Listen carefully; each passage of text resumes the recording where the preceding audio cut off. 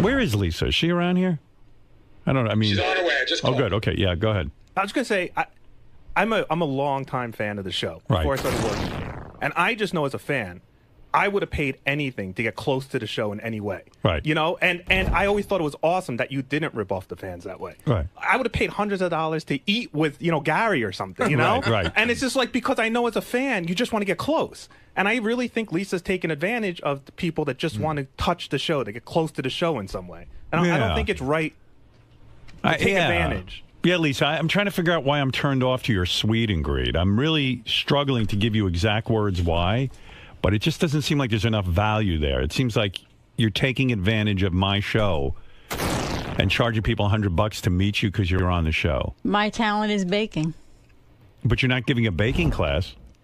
No, but I'm baking mostly everything that's there, and they'll get a chance to meet me. The guys do. But when every time you say they get a chance to meet me, I don't know why that bothers you. I don't do stand-up comedy. What am I supposed to do? I can't go and they're doing the same thing. Maybe do nothing. I have been doing nothing. Maybe not charge people $100 to meet you. Like maybe let them meet you for free. Then why don't the comedy shows? How come they're not for free? Because they're doing stand-up comedy. They're doing a show. What? Scott-Salem's a show? No, it's not Scott. JD's a show? No, it's the 𝗧𝗵𝗲 and the two other comics. Okay, so why is Scott and JD making money? Or Ronnie? Well, maybe you should have joined that group. Hold on. Yeah, maybe you should go on the road with them. Why? Yeah, that would be fun. What I'm saying is because wait a minute. Why are you knocking our show? That's what I don't understand. No, but can I just say something? I'm not knocking your show. I never said I was a comedian. Let's get that straight. No. What I'm saying is, hold it. Before you hijack this conversation. See, but because his whole show is a show. And it's kind of a joke. But when they come to see you, there's not even a show. Like, he does get up on stage and, like, entertain the people. I mean, it's shitty girls entertainment. Up to take their clothes off. Well, he does. I mean, he does you something. Just said it's shitty. It's a shitty show, but it's at least an attempt to entertain. All right, this is my attempt. Yeah, but your attempt is to do nothing. Hey, I was thinking, while you guys are here, I was thinking about this whole Lisa G thing and the sweet and greet party. Yeah. Because I was trying to wrap my head around it yesterday, and I couldn't quite figure out where I stood on it in my head, But one thing did occur to me, and I really do feel this way, that if Lisa's going to use the show to get, the only reason people are going to see Lisa's Sweet and Greet is because she works on our channels. I'd surely be the first one to attest to it with the Ronnie Block Party. Absolutely. But the distinction I do make, and it was brought up on the show yesterday, Shuli and the guys always have Howard TV there or the news department, and they provide something back. They provide a television element or something or a radio element. And it did rub me the wrong way when Lisa yesterday said, I mean, in a real way, like Lisa said, hey, I'm not doing this for TV. You can't pick and choose. I agree. If you want to come on the air and you want to promote your sweet and greed or whatever you're up to, don't tell me the quid pro quo isn't there where you're going to provide some kind of entertainment for us. Right. And this idea that I don't know if the fans want to be on TV. What fans don't want to be on TV? They all have Howard TV. Yeah. They're all dying to be on there. Yeah, and if they don't want to be, then don't use my fans. So here's my ruling on this. I guess I'm okay if Lisa wants to charge $100 for people to see her, or Shuli wants to charge you.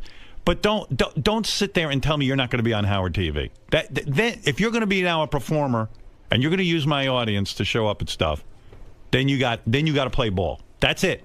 I really do feel that way. That ain't right. There are times I told Doug, give me a camera, one of the small ones. I'll film stuff while we're on the road. After shows, I'm going around interviewing the guys and fans, with my recorder. And if Lisa doesn't want to do that, that's fine. But don't bring it up on the air that you're doing Sweet and Greet. And don't use the airwaves for that. Because these are my airwaves. If it's a private, personal thing, right. Don't use this show to promote it. Right. I really do feel that way. And not just for Lisa, but for everybody. And one thing I will say about Benji. Benji lets me come and videotape him and his girlfriend singing. And that's some of the funniest shows on Howard TV. And I hate being on TV. What? I hate being on TV. Yeah, and once he started that, I even said, we got to, no, like you didn't want anyone taping in your apartment, but you said, okay, I'm going to do it. Yeah.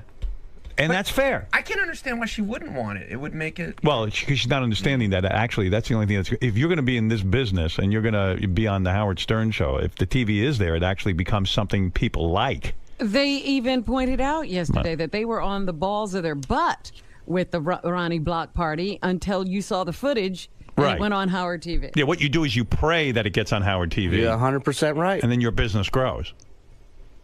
Yep. So anyway, that's my ruling on all of this. If you've got restrictions, then I've got restrictions. Don't bring it up on the air. Don't mention it on Howard Stern Radio, Howard Stern TV, because to me it's all Howard Stern everything. It's a business. Howard, if you care, Lieberman gave me sort of an update. What's up? Tell me the update. She called everybody who bought a ticket. Yeah. And everybody except for being on TV except for one person. Yeah, so she's trying to figure out how to handle it. I got it all figured out.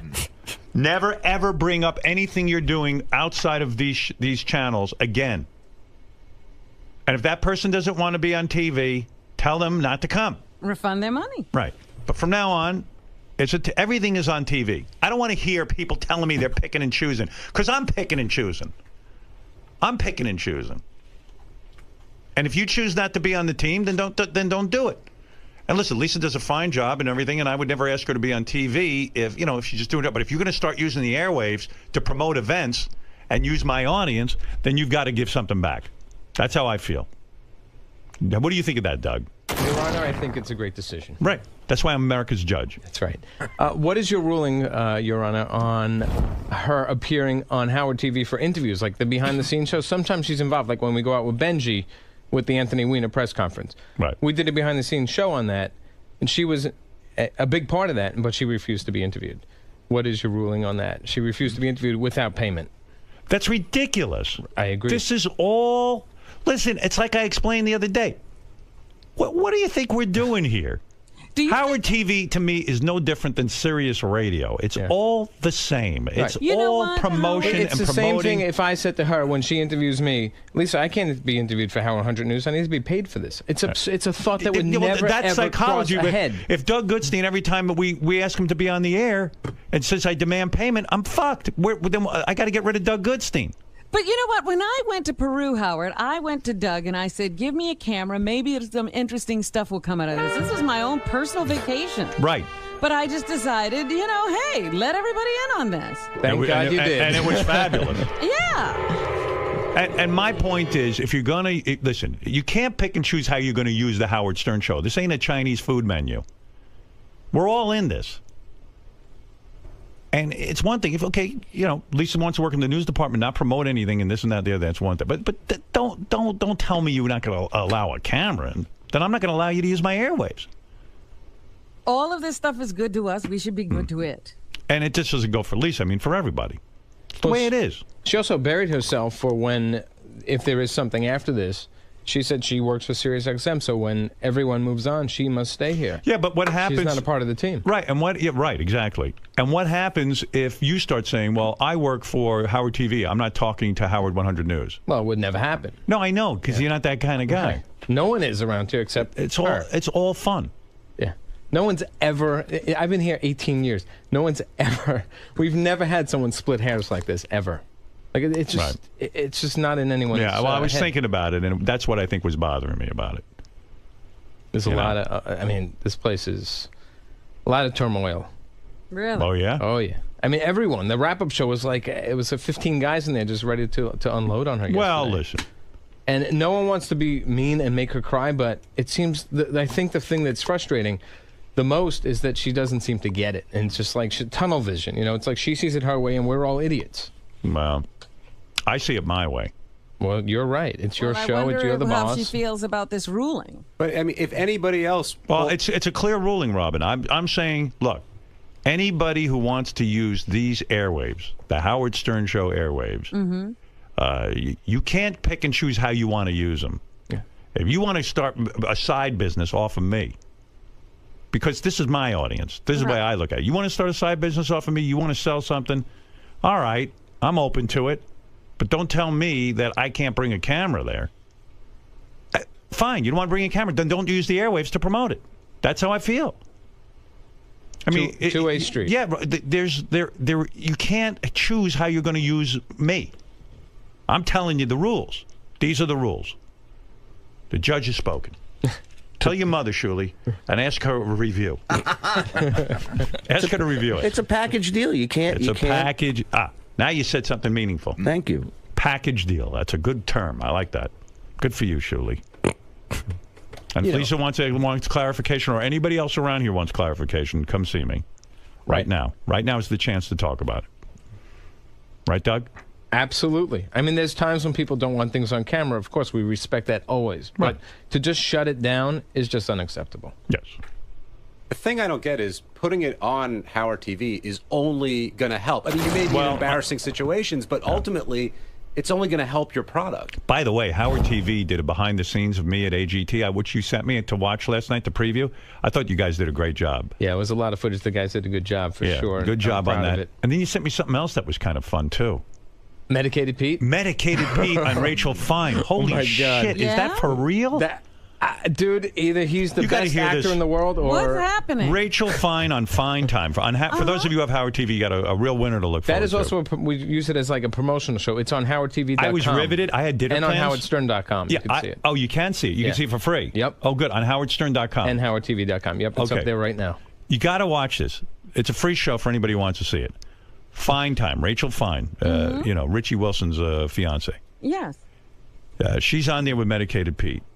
And Medicated Pete doesn't know how to eat. So while she's interviewing him, she offers him a cupcake. Yeah. Like one of those big cupcakes that we have outside from, what's that place? Crumbs, yeah. Like a big giant cupcake. And he's like, oh, you know. He starts eating. And somebody wrote a comment underneath that he says, Medicated Pete eats like an iguana. The cupcake is rubbing all over his nose and his lips start turning purple, and it's like he can't swallow or something, and he starts to eat it, and it's like he's like it's like, you know, when brindlefly starts to eat in you know, and he has to go, oh, excuse me. Excuse me.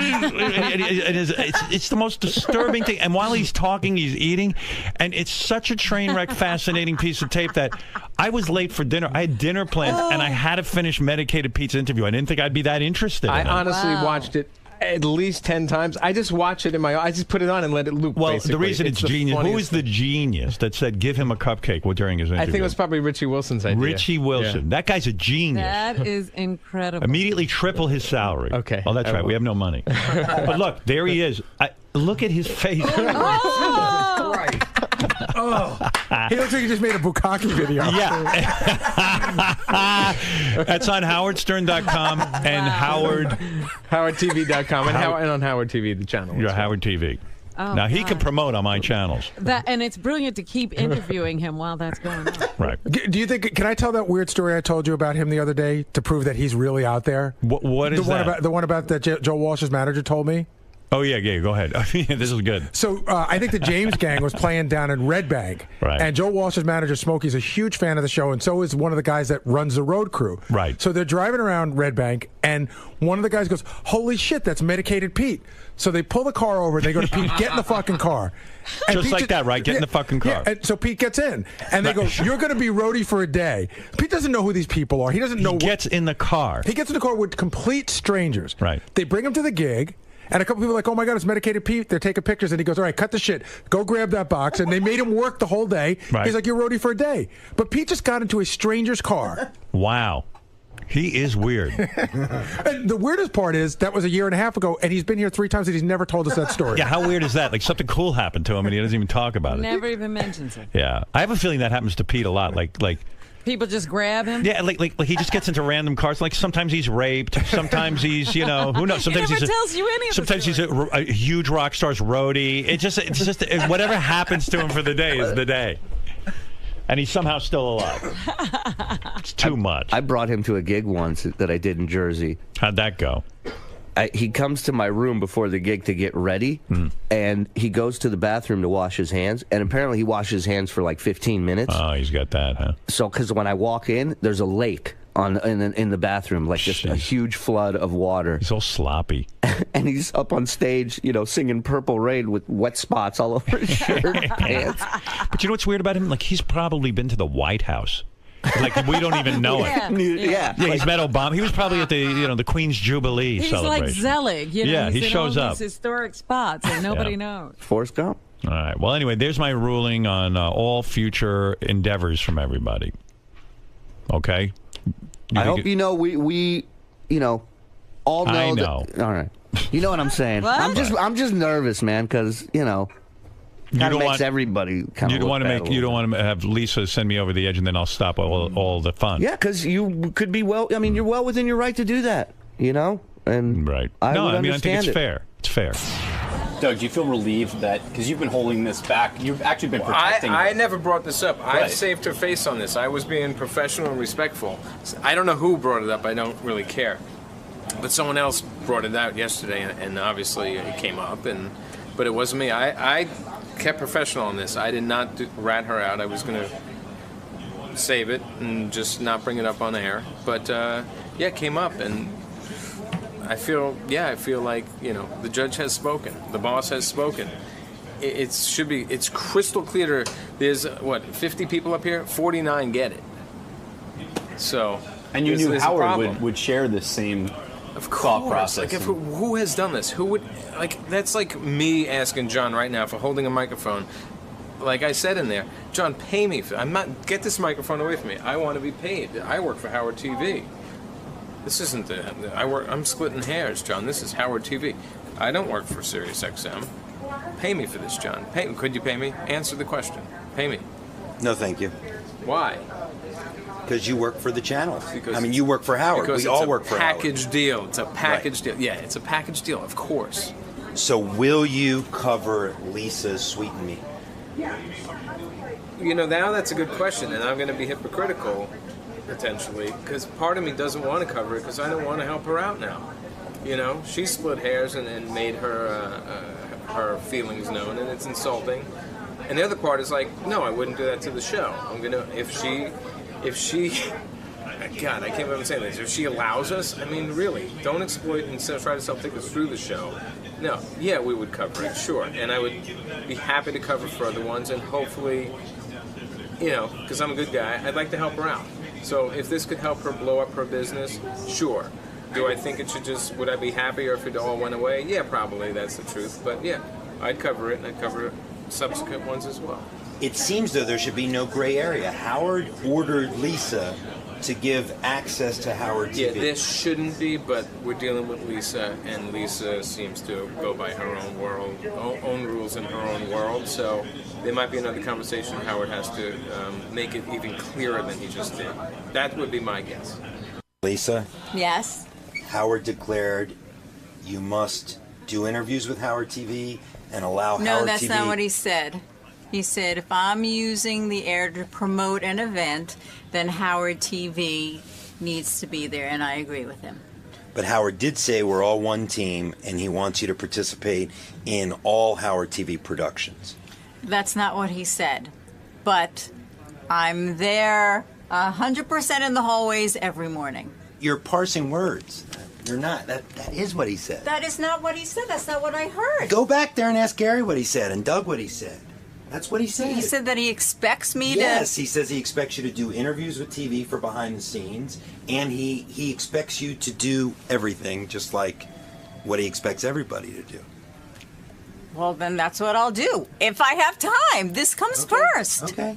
But you're parsing words, that's all I'm saying. I am not. That's what I heard. Then maybe I missed something, but that's what I thought I heard. I called you last night, Robin.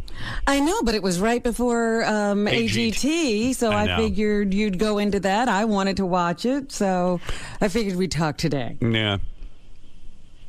Can't interrupt AGT. Well, it was 20 minutes before AGT. I figured we had some time, but you're right. You need to prepare for AGT. By the time I saw the message, I think it was like 10 minutes before. By the way, how good was AGT last night? It was really good. Yeah, those hour shows fly by. They really do. Yeah, you don't realize when you're sitting inside how much is going on outside of the venue, how much is going on in the wings.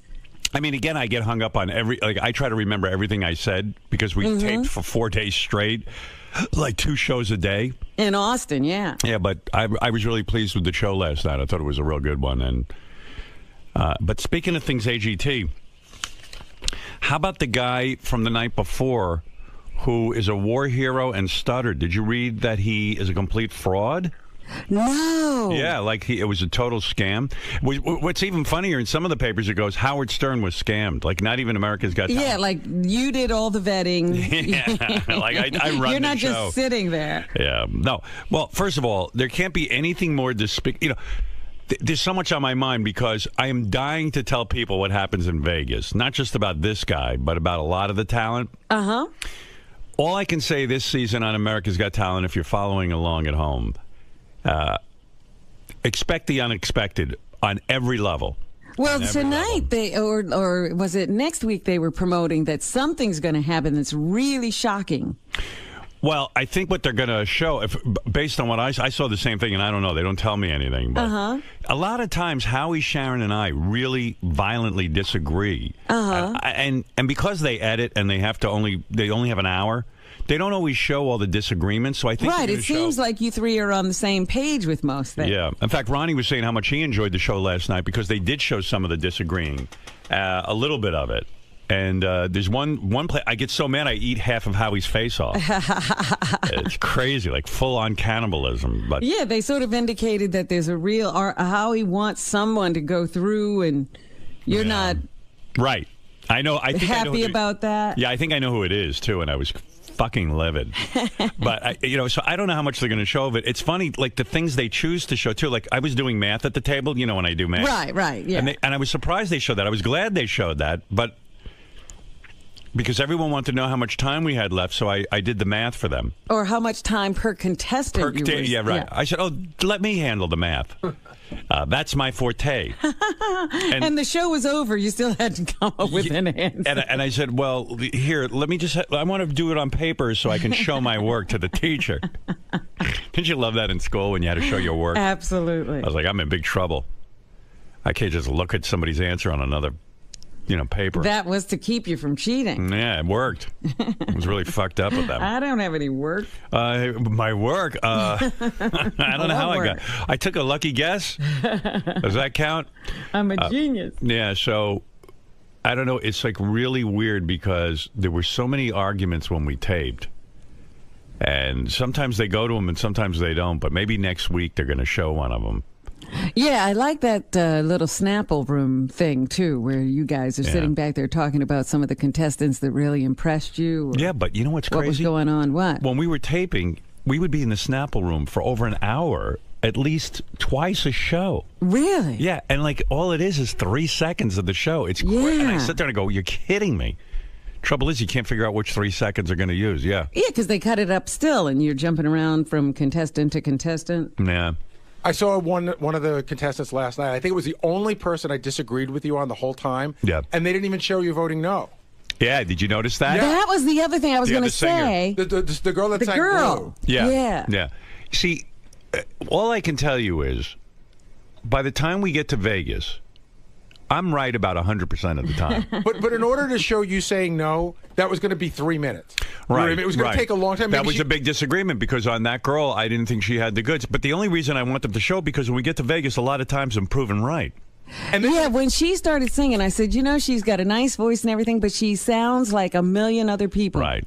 And, by the way, the thing that Howie and I disagreed on, everyone on Twitter agreed with me.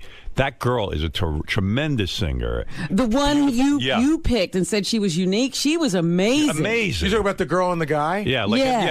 She was great. And, like, everybody wrote me on Twitter, how could Howie have said that girl wasn't up to par? I mean... Howie has a 10 ear, I think. Well, I'm there to... listen, Sharon 99% of the time sides with me because she knows I'm right.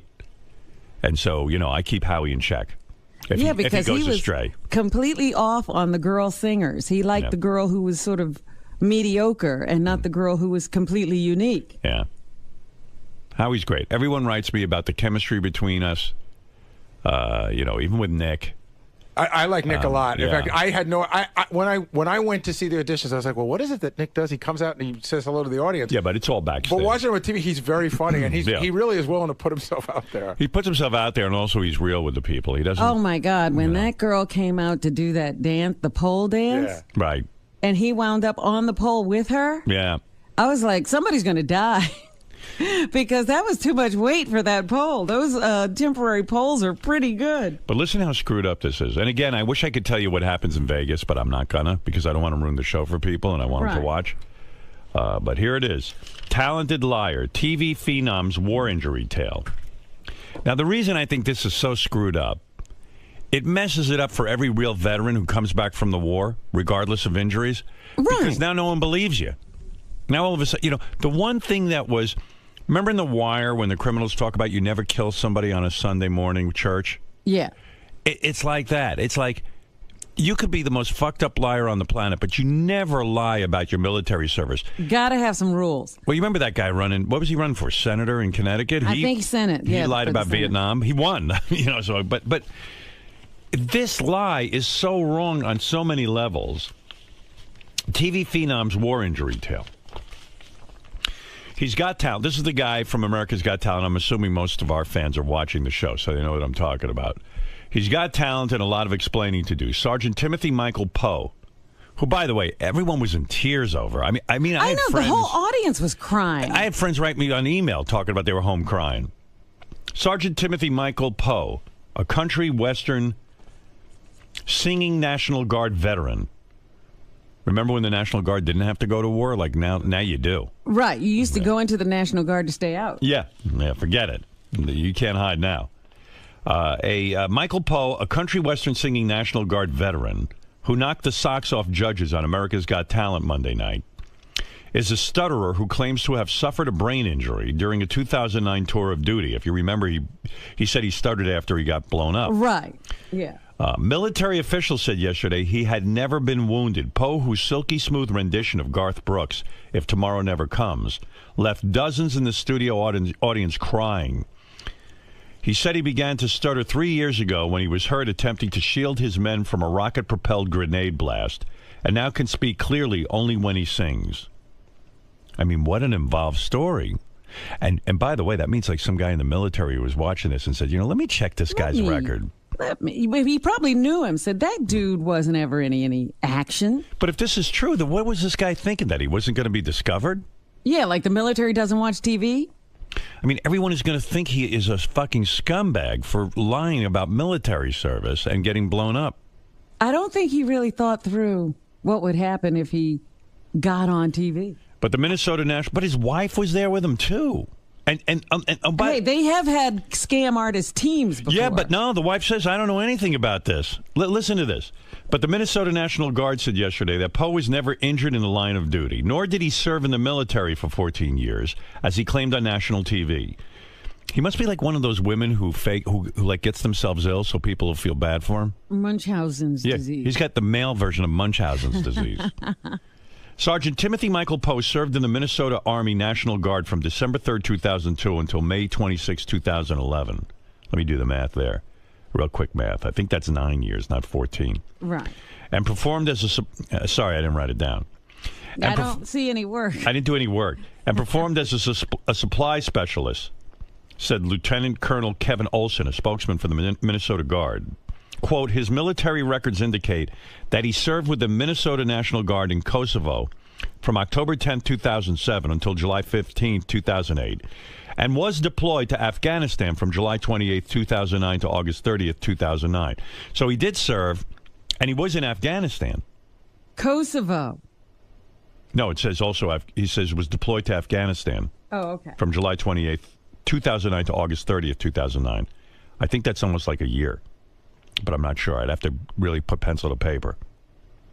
I'm not keeping No, wait, up. let's see. July 28, 2000, July. Yeah. July, September. No, what comes after July, Robin? August? August. All right. I skipped that. August? That's 1 month. Right. He was there a month. Holy smokes. Not that you can't get hurt in a month. Once you do the math, and, it's complicated math, I'll admit. That's a month. I thought it was 2008 to 2009. It's 2009 to 2009. That's a month. Don't get tricked. That's a trick question, That's right, and he's not telling you what part of the month. It could have been a few weeks. He might have been there a day. Sergeant Poe's official military records do not indicate that he was injured by a grenade in combat while serving in Afghanistan in 2009, as a report said the spokesman.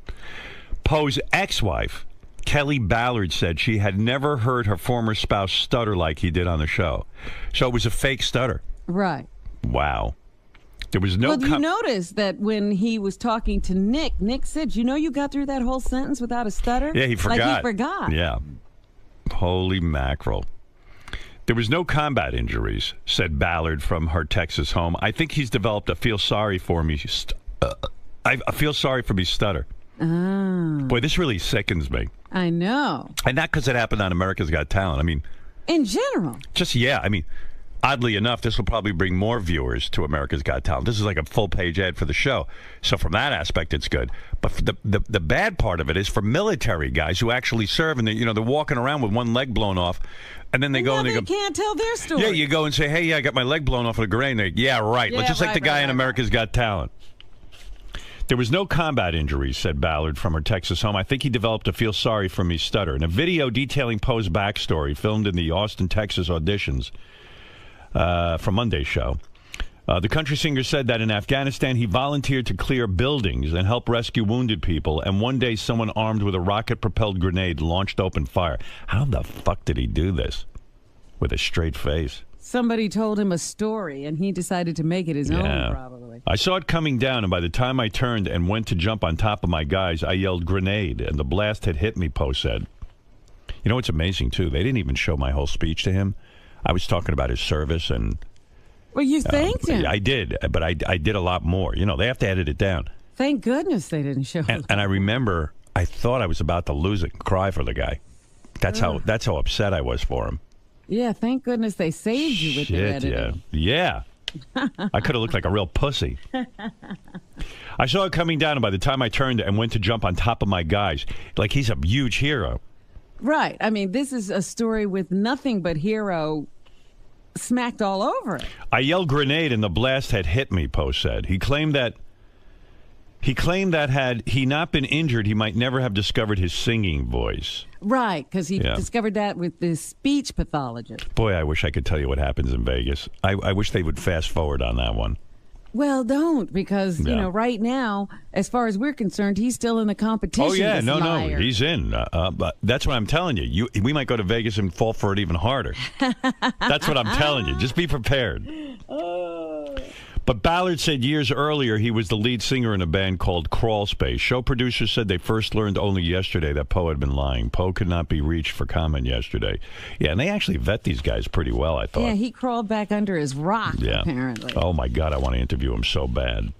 I want to interview this guy so badly. Well, there should be a law that you can't misrepresent your military service. Especially in front of me on America's Got Talent. Yeah, you go to AGT jail. Yeah, there's got to be an AGT jail.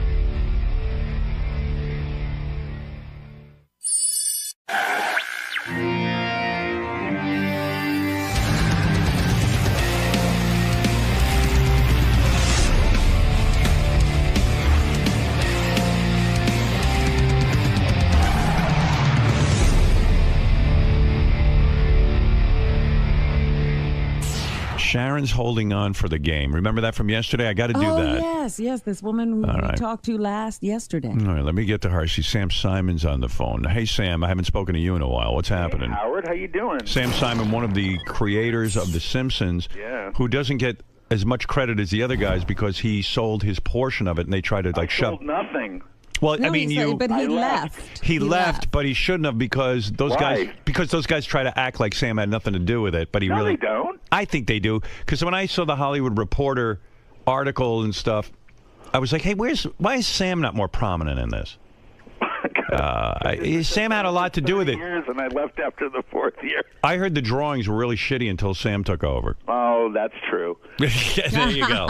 All right, Sam. Anyway, what's on your mind? Well, I got a few things. And first of all, I want to thank you for AGT. It's my favorite show on TV. Isn't that a shock? Because of you, I was sick of the talent shows. I just was done with that stuff, and now I am so into this. I'm looking forward to the live shows and Me too. finding the winner and all that stuff. I got to tell you, I am so thrilled by a couple of things that have happened.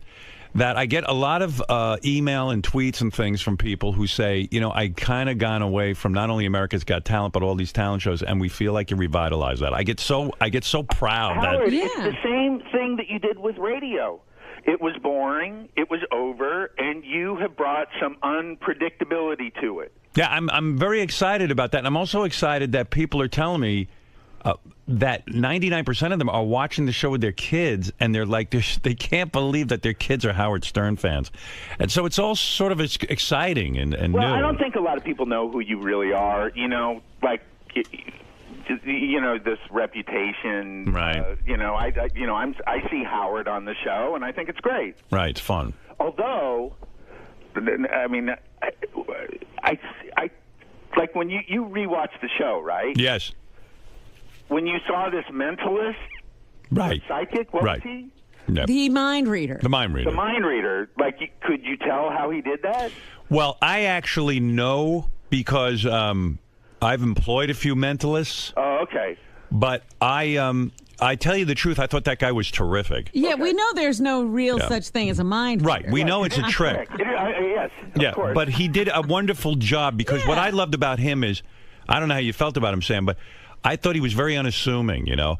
I've had guys do that kind of thing, and the way I judge is I say, you know, this guy's got something interesting. He's got a good presentation. Let me see what else he's got. Does he have a show in him, or is he just a one-trick pony? And that's my criteria. Well, no, I mean, I liked him, and I thought he did a good job. I thought the stuff he was saying was really good, but I don't know anything about magic, but I think yeah, but you think you know. But, I think I know. Yeah, like people tweeted me. They go, "Oh, he must have had an earpiece in." No, there was no earpiece. Someone else goes, "He must be able to see underneath the tape, like from.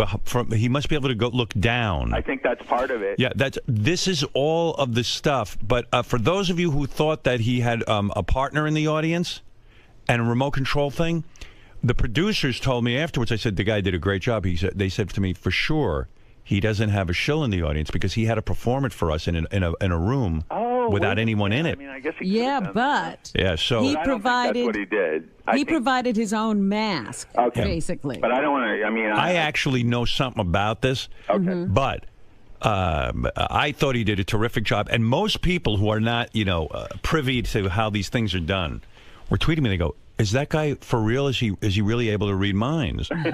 And so, people are fascinated by this thing. It's one of the oldest tricks, but it's still very fascinating to people. Okay, well, listen, I love AGT, but there's a show I really don't like. What's that? It's called Fast Food Mania, and it stars someone that I do like, and his name is John Hein. Well, I'll be watching the show tonight. I haven't seen it yet. Well, what's wrong with it for you? Are you objecting to what he's promoting? I'm glad you're here. I hope you're feeling better. Thank you. But you're objecting to. Side with this. I heard you say you liked it. I liked it as a show. Do I like the fact that he's telling people to eat that sort of food? Of course not. God, Robin, he's not just. It is a celebration of gluttony and animal abuse and global warming that is beyond belief. Well, I got to defend John for a second. I have not seen the show yet, but listen, Sam, let's be realistic. A lot of people love fast food, and John loves fast food. So what? Well, I'm saying if you're a fan of fast food, sitting and watching John gloriously kiss the ground where Colonel Sanders once walked is the funniest thing in the world to me. He could not kiss the ground where Colonel Sanders. Osama bin Laden was born on television. You're comparing Colonel Sanders who kills chickens to Osama bin Laden? Oh, I will compare that. I'll tell you why. Because obesity kills 100 million people, and Osama bin Laden killed 3. But you're thinking too much. Yeah, but this is a killing by choice. Sam, people choose this. Sam, What, the chickens choose to be killed? world? I said Sam. the people choose it. Sam, you're thinking too much. No. John, do you want to defend your show? Listen, wait a minute. Kentucky Fried Chicken is the most notorious slaughterer of animals in the world. His Holiness the Dalai Lama has called for a boycott of Kentucky Fried Chicken because they use the cruelest, most outdated methods in the world to kill 1 billion chickens a year. Sam, you're talking to a guy who doesn't. I don't eat any birds anymore. Okay. I still eat fish. And I don't eat meat at all. Yeah, right. So we understand the politics of this. But what about the planet?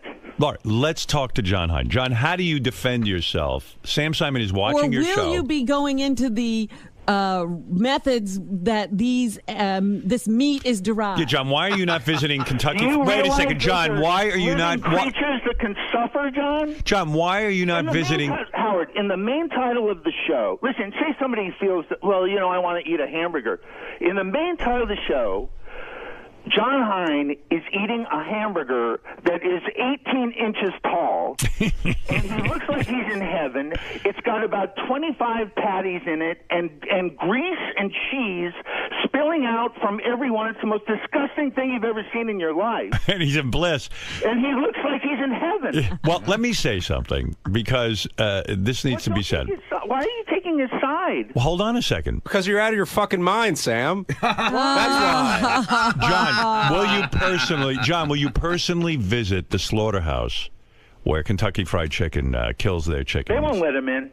Howard, we did, but that got lost in the edit. I see. Oh, really? Yeah, Oh, no, of course we're not going to do that. That's not what the show is about. The show is about your joy of fast food. Of course, I understand what Sam's saying. Right. But to blame... Hold on, Sam, I listened to you. Okay, you're right. But to blame obesity on the fact that these places... No one's forcing you to go there. No one's telling you to eat the food. That's your choice, whether you want to or not. You could make the point that Homer Simpson glorifies donuts and gluttony. Oh, I was getting to Homer. Oh, you were? Yeah, which is Sam's... Lisa's a vegetarian. Creation. He's a Lisa's a vegetarian. Homer Simpson's a vegetarian? Lisa, the daughter. Oh, Lisa. Oh, okay. Sam, I understand your point, and the show clearly isn't for you, but we're not telling... I politically agree with Sam about a lot of the slaughtering methods and obesity. John, you go people make a choice, but they're not making an informed choice. You are flooded with your show is a commercial for fast food. Where's the other side? There is. It's one big commercial. But Sam, I think the fun of it is that it's fun. Yes, the fun. Now, come on. Put out of your mind how bad it is. No, the fun is to watch a guy kill himself. Right. And when John pulls out that gun that shoots the sour cream, and he's talking about what a great invention it is. Yeah, I mean that's great. He's never been in a Taco Bell in his life. You don't see the humor in that? Well, wait. This is what I would like. Howard, you like Paul McCartney, right? Love him. So does John Hein. John? Absolutely. Yeah. Okay. He did a short film. It's called Glass Walls. Right. It's about. It's on YouTube. Go to John. Howard, make John go to YouTube. Okay. Go ahead. And make him watch this 10-minute film about where meat comes from. Now, John, I'm your boss. Don't make me go to YouTube. You have to go to YouTube. Don't make me go to YouTube, Howard. Well, watch it.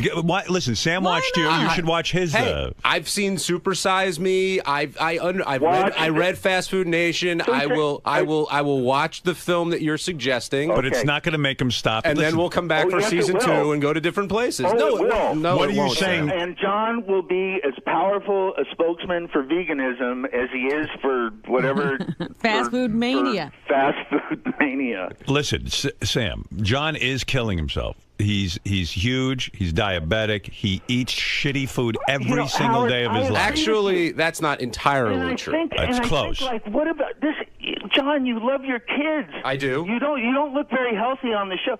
First of all, I don't know. Yeah, but his kids are getting older now. They don't need him that much. I don't know what the obesity rate in the. I think it's like 35%. We're the fattest country in the world, but it's got to be like 99% of the people on that show. Robin, oh, yeah. They've got the market cornered. Robin, you're an advocate for whole foods, good foods, and all that kind of stuff. Yes, but at the absolutely. same time, you can watch John's show and still find the humor in it, right? It's ridiculous. I think that the greatest thing about the show is they call it mania. I mean, these people are crazy.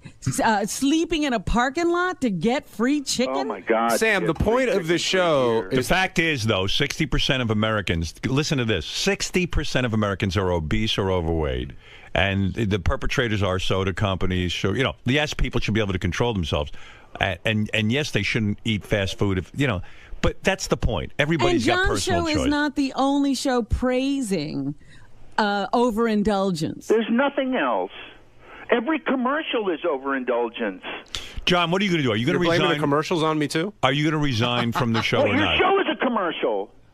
Sam, the show is glorifying the Americana, the food, the event, everything behind it, and why so many people go to these places and enjoy them. Look, I know when I walk into one of these places, I'm not making the healthiest choice, but it's my choice to make, and I love the food. If if you drink a lot and you love alcohol, no one's going to tell you, you know what, get the alcohol off the shelves. You can't have it. That's your choice to moderate or not. Choice to torture dogs? I didn't hear what you said. Sorry. Was it Michael Vick's choice to torture and kill dogs? Yes. Of course it was. And he had to pay a price So is because that it's okay? illegal. Sam, likening fast food mania to 9/11 is a very weak analogy, okay? And It's not a weak analogy, John, because obesity is a bigger threat to this country than terrorism. All right, So the only Sam, reason people are obese is because of these places, you're Sam, saying? let me play devil's advocate. Let me play devil's advocate. You were part of a show that glorified gambling. It was a poker show, if I remember correctly. I used to watch it. Yes. And many people have lost their fortunes. No. Yeah, you are Poker is glorifying. not Hold it. I want to finish my Poker is point. not gambling. Hold it. Poker is not gambling. Stop it. How is poker not gambling? What are you talking about? Poker is a game of skill. There's no look. Every casino game in Las Vegas, if you want to lose, you can walk up to the table and or rather, in poker, if you want to lose, you can lose. Right. If you want to lose. But what if you want to win and you lose? Which is gambling. you can end up winning. Poker is a game where you could lose a lot of money because you think you're going to win because you think you know what you're doing. Right. It is a game that has cost people their lives. Right. And yet you did the show. So I'm saying not that you shouldn't have done the show, but, But you did, because you like gambling. That's right. But John Hein is in the same boat. He knows what he's doing isn't perfect or good for everyone, but he's doing. Do you see that point? No, because you're leaving the animals out of it. All right. So then let me give you another point. Didn't you for years manage a boxer? Yeah. Okay. Have you ever seen what boxing does to a man's brain? I mean, have you seen the human cruelty to one another? Yeah. How could you advocate that and support it? I wouldn't do it now. All right. That's fair enough. All right, you changed your stand. The one thing I will criticize about John's show is thing, Robin. Well, because again, it tells you what it is. It says this is fast food. We all know what fast food is, and these are the maniacs who eat it. That's right. The one thing I will criticize is that they don't go get. John's bigger than anybody he interviews. Like they give you these couple of people who can eat this crap and not be obese. Not the shows I saw. No, there was a very an attractive girl talking about her love of something, and I saw a couple that won the Chick-fil-A or the Whataburger contest, and I just thought, oh my God. Yeah, well, there was that 100-year-old couple. That's Robin, saying Sam, you can actually live on this. Sam, have you voiced this outrageous anger toward The Simpsons when they have fast food companies advertising on it? Have you demanded that The Simpsons remove all fast food restaurant advertising? Like Disney getting rid of all that Right. stuff. Have you demanded? No, I haven't. All right. Well, okay. But, all right. Well, you've got work to do. I think, I actually do think that Homer satirizes America's First of all, I think it's too subtle. 30 years ago, when The Simpsons, I don't know how long it is. Right. John probably knows. But Homer was fat. He's not fat. He's actually the average weight of an American now. Right. Now his fat is normal. And we always made, and it was supposed to be a joke that he loved this food. He was supposed to be a moron for doing it. And now. Well, I understand your point. I understand your point. John Hein, my first, what? Because when you do watch the show, you kind of say to yourself, you know, maybe fast food is kind of fun too, the whole lifestyle. And why am I being so uptight? Maybe I want to be a part of maybe that. Maybe I'll go get a big burger. Yeah. But, you know, and people don't realize how dangerous it is. I mean, we did that experiment that guy did at work. How long have we had that cheeseburger sitting out there now? Since January. Since January. How many months is that? 6 almost. Is there a cheeseburger still out there? Yeah, we have a cheeseburger because we read about this in the paper. We have a cheeseburger sitting in our office for 6 months. There it is. The cheese is absolutely perfect. Yep. There is no mold. And John Hein, when he's at White Castle, he goes, "Look at that, 100% beef, everybody." I mean, that scares the shit out of me. Like it's really 100% beef. That thing has not changed. No, how do we explain that, John? That the roll, the beef, and the cheese have no mold, and that's 6 months. Yeah, it's preserved well. Doesn't that scare you? Yeah, it does. And you're eating that. Well, it's a cheeseburger, so Sam is calling. Sam is calling for you to show that aspect of fast food on the show. No, yes. Well, they're not going to do that, but no, we're not. I want John to watch Glass Walls with Paul McCartney on YouTube. And he has to watch the whole thing. Sam, I will watch it. I pledge here I will watch that show. Okay. But you call up Howard, but you call up Howard, and I know you said it's nothing against me, but you basically trashed the show, which just got out of the game. And you're entitled to your opinion, but like you're preaching like this is something that's not done on television about any. I mean, that's a great point Howard made about your poker show. And no, it's not. Yes, it is. You said poker. Sam, how could you say that poker isn't gambling? I think you're a smart guy. What I say about the boxer? That's just a ridiculous statement. My poker show. We played low stakes poker. We didn't play high stakes poker. It was to show the camaraderie and fun of having. According to Artie, he dropped like $1,000 to you that night. Yeah, he lost money on that show. Most people, that ain't low stakes. Sam, you're showing the fun of playing poker and gambling, and that's fine. Actually, I happen to like that. I'm showing the fun of going to these places, of enjoying the food if you like that food, and seeing other people who are crazy like me. What about the animals, John? We're not talking about the animals, Sam. It's not the point of the show. On the poker show, do you show how the cards are made? Do you show where the chips come from? Do you show the people living in shacks who lost their entire fortune? No, cards can't suffer. Chips don't suffer. Somebody made people them. Suffer. What about the people who kill themselves because they've lost all their money playing cards? You're going to pretend like that doesn't happen? Kentucky Fried Chicken killed 1 billion chickens last year. Do you think 1 billion people killed themselves because they lost money at poker? Sam, I think people can walk up to a Kentucky Fried Chicken and say, you know what, I love this food, I'm going to go there. Or they can go down the street to a restaurant and eat Thai food. It's up to them. The choice is theirs. And you're going to praise the people making Thai food, but knock the people making Kentucky Fried Chicken. Any product in this country. I got to be honest with you, though. I mean, Sam is bringing something up that people don't like to think about, how their food is murdered. Gets to their plate. That's all food. Not all food, but not all food, but animal. John? Yeah. No, food that comes that were animals that were killed for that. I get that. I understand that. Okay, I'm a smart guy. But you're okay with that?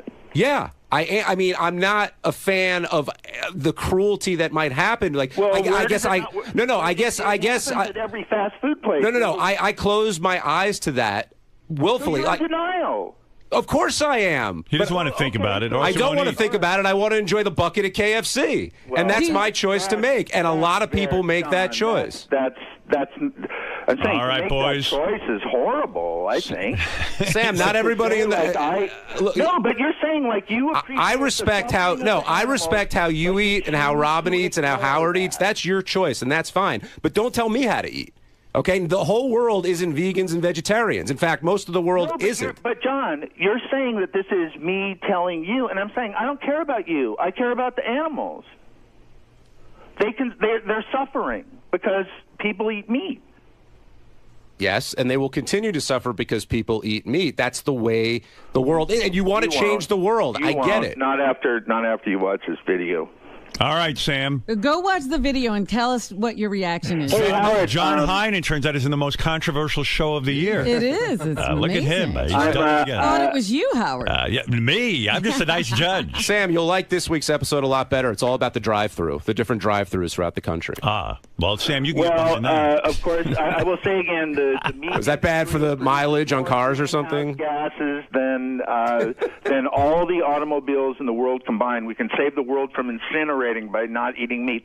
I'm tweeting at Simon Sam. All right. Are there more cool tweets about murdering chickens? I'm about to send out some links to the Dalai Lama saying boycott KFC. I'm going to do. Wow, John has inspired protest. And I'll all right.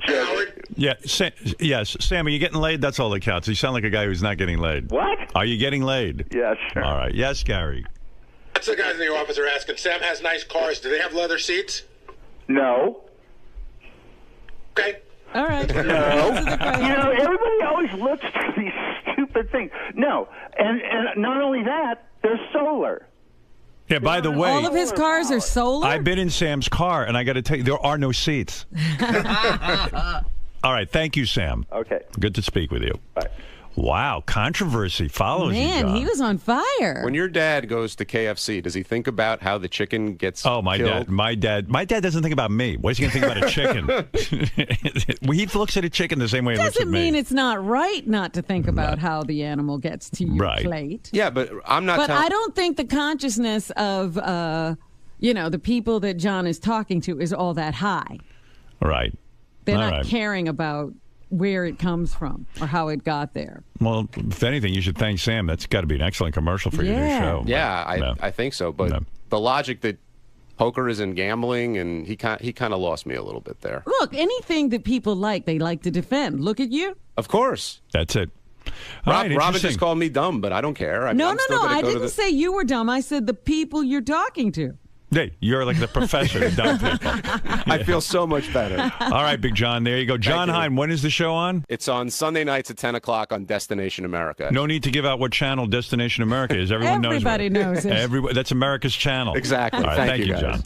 Poor guy's got one fucking show on Destination America. Sam found it. Sam is screaming about a show nobody sees. Yeah, I mean, yeah. By Sam screaming about it, he actually got them some audience. He's going to make it a hit. John. Yes? Well, first off, don't they say all press is good press? I hope so. At first, I was really ticked because it seems like Sam went out of his way to knock the show. Right. But then listening to his argument, I know he's a big animal rights advocate, and I really do respect that. But I think he's kind of missing the point when it comes to this show. We're all about the celebration of fast food and exploring why people eat it and the history behind it. And he's just looking at how the food gets killed. And I think whenever anybody goes into any restaurant, you're not necessarily thinking about that. You're just enjoying the food. And that's the point I was trying to make. And Sam is just another hypocrite with another. We're all hypocrites, and we all have vices, and we all do things that, we all have things that we're passionate about. But when you guys pointed the finger towards him with gambling, with being a boxing manager, with the way The Simpsons portray certain elements of society, he really had no argument. I'm glad Howard brought that up. He argued it much better than I did, and it's true. I mean, I love to gamble, but you're kidding. Poker isn't gambling? Right. That's just a stupid thing to say. And with managing the boxers, though I said he wouldn't do it now, you get in the ring, you're taking your life in your hands. I'm not knocking either of those things, but people understand the consequences of what they're doing and then make their decisions accordingly. And that's all I'm saying about this. Plus, this is more about, having kids that had birthday parties at these places when they were 6 years old. The goofiness and the wackiness and the fun. This isn't a hard-hitting documentary on cuisine. That's not the point of the show. It's just to have fun at these places that so many people go to. Right, it's about the culture and nostalgia associated. Absolutely. All right, Sharon, I've kept you on hold long enough. I promised you I would get to you first thing in the morning. Oh, it's no problem. All right, Sharon. Sharon wants to play a game. I have a Bigfoot game for her. It's time to play Bigfoot Game. How is the Bigfoot game played?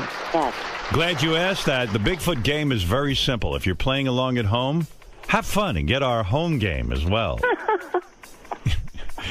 The game is played very simply. We ask Bigfoot a question. Let me give you a sample. Here's the first question. This doesn't count. This is just a practice question to get you familiar with the game. We ask a question like this. What is bin Laden's first name? All right. Now, bin Laden, as you know, is Osama bin Laden. And most Americans know that name. It's gone down in infamy. But does Bigfoot know the name? But Bigfoot lives in Vermont. He's isolated. I don't know his intelligence level, but it doesn't seem all that high. And so, you'd sit there and you debate it in your head, but you got to come up. It's, listen, you got a 50-50 chance. The big thing about these games is that Bigfoot does know something. Well, we just don't know what it is. That's right. You got to tap into the Bigfoot mentality. Like, for example, I would say he probably does know Osama bin Laden. Really? Yeah, I would think so. No. You would say no. What would you say, Robin? I think he must know Osama bin Laden. Right. So this doesn't count. This is just to see where his head's at. Let's find out. Bob bin Laden. Well, actually, that's. It's right in a way. His real first name is Robert. He changed it. No, you would have been right, Sharon. You would have won. Yeah. Okay. So there we go. All right. So we're going to play the Bigfoot game now. Now, Sharon, in order to get this fabulous gift of the iPad, which I love, and Citrix was kind enough to give it to us. Yes.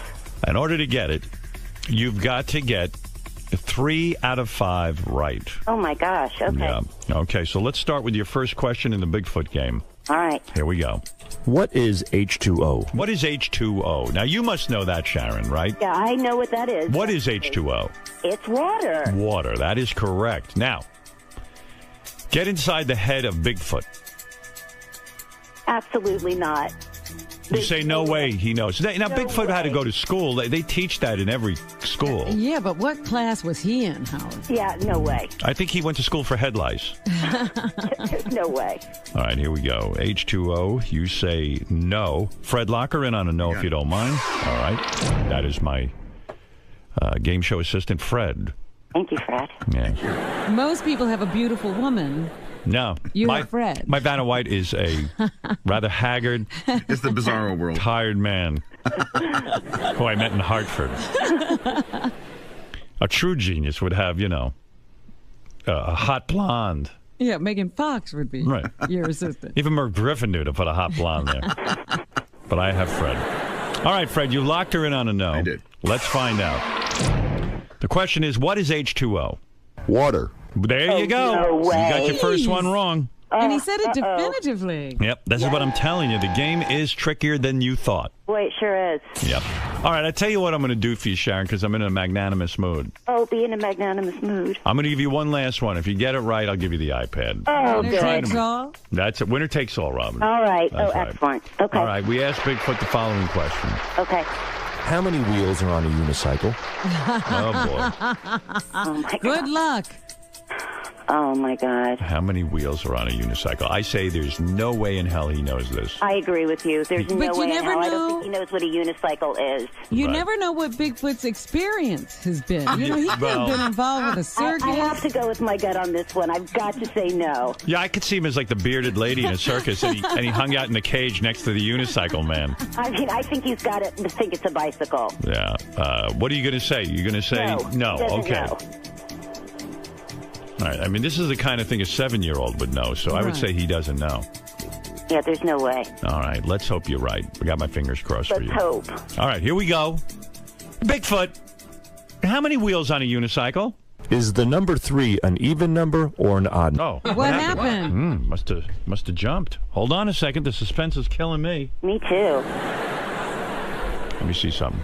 How many wheels are on a unicycle? All right, here we go. Is the number 3... Oh, they didn't edit it right. I think he said two. He said I think two. he said 2. He said 2. That just totally blew, though. Yeah. But anyway. I won. I got to get out of radio. Not a clean But contest. I got to tell you, at AGT, this shit don't go down. Although they did get scammed. Yeah. Yeah, what's worse? I don't know. Guys, what happens there? Who is putting this on the DVD or whatever that's called, the CD? Who's the culprit that just sabotaged my game? Bring him to me. Bring him to me. Bring him to the call. Sal will be in a moment. It's Sal, that fuck, with the teeth. He's so busy whitening his teeth. By the way, good thing, Robin, I'm reading GTD, Get Things Done. You're going to watch me fire Sal now. Okay. Sal, what the fuck is wrong with you? I did nothing wrong. I double-checked it for your accuracy, and then you went back, and the answer was there. Sal, there's no stop between the question and the answer. It was on mine, and I double-checked. That's weird. So if I go is there back a track there, Howard? Is it on the particular track? I know there's no stop. No, it's no stop. I double-checked it for I need a stop. I know. It should be on the track. I double-checked it for accuracy. You double-checked it. I double-checked So if I go back there and play it and it doesn't work, will you resign? No. Why? Well, because you double-checked it. Why are you afraid to risk your job on this? Let's play the real game show. Forget Sharon and her dumb iPad. Let's play the real game. Howard, I'm not lying. I know better. You see this CD? Track 12? Yeah. It's track 11 and 12 for the game. Right. I'm going to go back there. I'm going to play it. Right. If it stops, you have no problem. You have your job. I have the same exact player as yours. If it doesn't stop, you lose your job. Why wouldn't Fred, lock him in on a yes and no. Why would it not stop, though? Why would it not stop? Let's play the game. If it's on the track, why would it not stop? It didn't stop. I just play here. Listen. Well, you went back and then it played. No. I heard the answer. Of course it did. But it played. It wasn't proper. It wasn't like all the other ones. I know that. So you did it wrong. You did your job wrong. You don't know that? I didn't do it wrong because when I checked it worked out. Listen. Okay, go ahead. How many wheels are on a unicycle? And then I go to play the answer. Is the number 3 an even number or an odd? It's missing. And then how'd you find it? I had to keep going back until I could find it. Well, maybe the CD has it after. Listen. Listen. Oh, God. Here's what you did. 2. Is the number 3 an even number or an odd number? You combined it with 12 and 13. You fucked up. I don't recall that. You fucked up. You don't recall it because you're busy teeth whitening. Your teeth look like shit. You dummy. You had nice teeth. $12,000 on teeth. 6. And 6 because you fucking cut a deal so you can do free commercials on my show, you cocksucking user. Get out of here. I've never done a free commercial on your show. 6,000. Why did the guy give you a discount? So you'd mention it on the show. I mentioned my teeth. I never mentioned him. Yeah, okay. So again, I'm a dummy, right? There's You're a not distinction. a dumb. I'm sorry about. I'll tell you what. I'll mention my teeth if you give me a discount. That's not how you use me. You have no respect for me. That's a blatant user. lie. He mentioned the dentist's name in the news story. Yeah. Obviously, the news came to me and mentioned the story. Yeah. So you cut a side deal. Now you're selling advertising on my show. And like Lisa, like you said with Lisa G, like go enjoy your teeth. Something. Go enjoy your teeth. I did a whole Howard TV special. Thank you for doing that. Next time, consult me first. See if I want it on Howard TV. You getting your fucking dumb teeth. Well, I went through Doug. All right. I'm sorry about this. I fucked up. I'm very Check your work 500 times. I will. But that is very strange. I apologize profusely. I mean, it's crazy. I have been Howard. Why don't I fire you? What's wrong with me? Am I a sucker? No. And then you go out and cut side deals? I'm not cutting side deals for my fucking teeth. Sure you did. Did you mention the finance company that financed your teeth? Yeah, but on the air? When Gary asked me about, you get a special deal. You got $6,000. Yeah. You were paid $6,000 for a commercial, and you don't know you did the wrong fucking thing? I don't know how. What are you, retarded? Apparently I am. All right. Well, let's play the real game. Go ahead, play it. And by the way, you're a smart guy because you know what? You outfoxed me. I thought for some stupid reason you were honest. How am I not? I'm a sucker. You're not a... Repeat after me, Howard's a sucker. No, I'm not going to say it. Don't say it because I want to hear it. Because if you tell me, maybe I'll learn something. Tell me what I am to my face. To look at me in the eye and tell me what I am. You're Howard Stern. And what am I? You're the... No, say I'm a sucker. You're America's judge. That's right. What am I? You are the king of all media. No, Sal. I'm not joking. Tell me what I am. You're Austrian, Russian, and Polish. No, what am I? I'm a sucker. Tell me. Why are you a sucker? I fell for it. You tricked me. For what? You outfoxed me. What are you talking about? With the teeth about? Yeah, and the side deals. Howard's a sucker. Thank you. Howard's a sucker. Thank you. Tell me again. Now I know what I am. What a sap I am. Howard's What's going on? He got his teeth at a discount for commercials? Yeah. He cuts deals. And if he had come to me like a human being and say, hey, Howard, I'm trying to get my teeth whitened. Do you think I could cut a side deal with this guy? and get a reduction in the price, I would have sat down with him and said, look, man, we don't use the show for that stuff. I'd rather pay for his fucking teeth. First of all, his teeth are ridiculous. He didn't need these teeth. You know, I mean, I could understand it if it was for something. Robin, you got really breast reduction. needed. You didn't need that. Did you need breast reduction? I didn't get a And you talk about your tits every day. I didn't get a discount. I don't never mentioned the doctor. Well, discount or not, there's discounts every day. If I go out and buy a pair of jeans at a discount, am I using it for the show? You I'm still got the paying out of my discount pocket. because of my show. Absolutely. There is. You used me. I didn't use you. You just said absolutely. You got a discount because of the show. There is a relationship so to the show. So you came in here and it's told inevitable. the guy. I work at the show. You told the guy, don't worry, pal. Howard will... No, I he's never such a said sucker. that. I swear you on my children. David Letterman's staff is able to cut side deals for whitening their teeth, and then they go, don't worry, Dave's a fucking sucker. I'll get Howard's on camera. I'm No. a sucker. Tell me. I'm to my You're face. not a sucker. No, I am. It's That's okay. not the deal. I was Tell me what I am. I was Howard's a approached to sucker. get my teeth No, done. come on, man. I was Tell me approached. what I am. Don't be a pussy. I'm not being a pussy. I'm being Howard's real. a If I was a sucker. fucking pussy, You're I'd a call you a pussy. sucker. You're a fucking no, pussy. No, Howard's a if sucker. I was Tell me a what pussy, I am. Tell the world what I am. I'm a sucker. How the fuck are you a sucker? Because I got a fell for discount it. on teeth. If you I worked never for even mentioned it. Letterman, do you think you would have snuck on the show and mentioned your discount for teeth? No, and I didn't sneak on the That's show. why you won't work for Letterman. I didn't sneak on Howard's the a show. sucker. I don't want to work I'm for a Letterman. sucker. Howard's a You're sucker. not a sucker. I am. Howard's a Sal, sucker. you outsmarted me. I go I around thinking outsmarted I'm you. smarter than Sal. I got my fucking You're teeth done. smarter It's than my me. business. You're smarter Listen, than me. if I work here, certain things come up. Oh, Howard's a yeah, sucker. okay. When I told the dentist caught that my you could wife get on cheating here. on me, was I a sucker then? You told. No, it was contributing to the show because I work here. I No. get my teeth. No, done. no, I didn't tell him That that. is Don't not put the words same in my thing. mouth. Yes, you did. I did not tell him that. I swear on my kids. Bullshit. I did not. Bullshit. He came up to me at a club and he said he could help me with my teeth and give me a discount. And that's exactly what I did. And then I went to Doug and said, I'm getting my teeth done. Would you like to tape it? And he said yes. And I never mentioned the fucking guy's name on the air ever.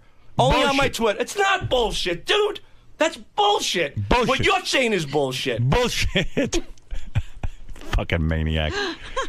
I'm going to have a heart Would you attack. go back and fucking stop looking at yourself in the mirror with your teeth and your tanning and make sure when you put together a game that you do it Yes, right? I'm very, very sorry. These things do happen. They're technical issues. They do happen. They are inevitable. All the computers around here. I've been trying to get a new computer for 3 months. You know what the guy said to me today, Suresh? What'd he say? He says, we have to wait till a whole bunch of computers break down because SiriusXM won't just fund one computer. Let me tell you something about this company. They've lost interest in this show. They take it for granted. You should have a computer inside of 3 seconds. I know. If it wasn't for this show and what we do. See, now you got me off track from yelling at you. You fuck. can yell at me again. I I am don't care. stupid. But You're this is not. the truth. Because now you brought up a topic that's even worse than your teeth. And you know what that is? Crazy. Yeah, that's crazy. You should have a computer in 3 seconds. Because I have to remind this company, even though they don't listen, the reason the whole thing exists, the reason that one guy's trying to buy the company from the other guy, the reason there was a merger, the reason everything happened was one reason. This show. This show, that's it. There's no other reason. And this Reason it'll all go away. fucking imbecile with his teeth can't get a computer. I asked the guy, I go, you know, the computers are slowing down. I go, I know you have virus software. He goes, yeah, but we don't have spy software. I go, why don't you put the fucking anti-spy software in the computers? Right. He says they won't fund it. And they said... I won't fund it. And by the way, all of your computers here, he says, particularly in Studio 69, you guys do not have spyware, anti-software. Oh, you want to know why? And he goes, you know what they said to him? What? They go, if the spyware should happen to come in, just wipe out their computers and reboot everything. And it's just crazy. You know what it is? It's a penny-wise, dollar-foolish. Because I'm the enemy. Don't you know that? Don't you know every company I've worked for and built up, I become the enemy because they all get jealous? It's happened everywhere. I thought it was going to be different here. But things rapidly changed. Mm-hmm. I'm the enemy. I'm the enemy. You are. I'm always the enemy. Even to Sal. I caused a merger of 2 companies when XM was clobbering this company. You think the computer would... Do you think that if I ran this company, I'd say, you know what? I'm going to get rid of an entire channel just to make sure you guys have a computer. Exactly. They could get rid of 500 of these channels, and they'd still... And nobody'd even notice. No one would even know. Right. We requested Adobe Audition software all right. updates. Listen, just do me a favor. He got you off track. He did. He did get me off track. Shut up, Louie. Howard's a sucker. He outfoxed me. Go back to taking your nap. There's nothing more disgraceful and disgusting than going to sleep on the most popular radio show in the world. Don't talk to me about a technical glitch. It's a technical glitch. A technical glitch. You didn't listen all to the CD. time. If you did, you didn't check your work. I want you to admit you didn't check it. I swear to God, I checked it. I swear to God. And you know what? And I'll tell you what. And I remember. You didn't check your work. I'll break it down for you specifically. I remember turning it back. I remember that jump. I remember it. And then I turned it back, and then the track played. Impossible. But what I remember my CD player is no different than yours. I know it's not, but I'm saying like I remember. CD player. I'm telling you specifically. I recall. Gary, go back in Sal's room and play it back. I guarantee. No, you I'm saying to you that it jumped in my computer, but when I turned the dial back, it played. Okay. But if it jumped in your computer, so you that heard would be, it without it working, and then it played, and then you just said to yourself, "Okay, now it works." No, it played at the answer to. Listen to what you just said. Right. Listen to what you just said. No, I didn't. No. Yes, that's just what you said. I guess so. I guess so in some odd way. In some odd way. Nothing odd about it. What you just said was, I played it, it jumped. Then I played it again, and it was fine. And then I gave it to Howard. That's right. That's why you're a fuck up. I went through. Listen to me. And then I went through the rest of the tracks. Listen to me. I can't have this. I can't go through a contest and have that. I know that. And you know what? In the past year, Sal, there haven't been any. Teeth are unimportant. I agree. All right, fine. You think you're going to have some movie career because of your dumb teeth? We're doing a few films. You work for me. I'm the only one paying you. I know. Trust me.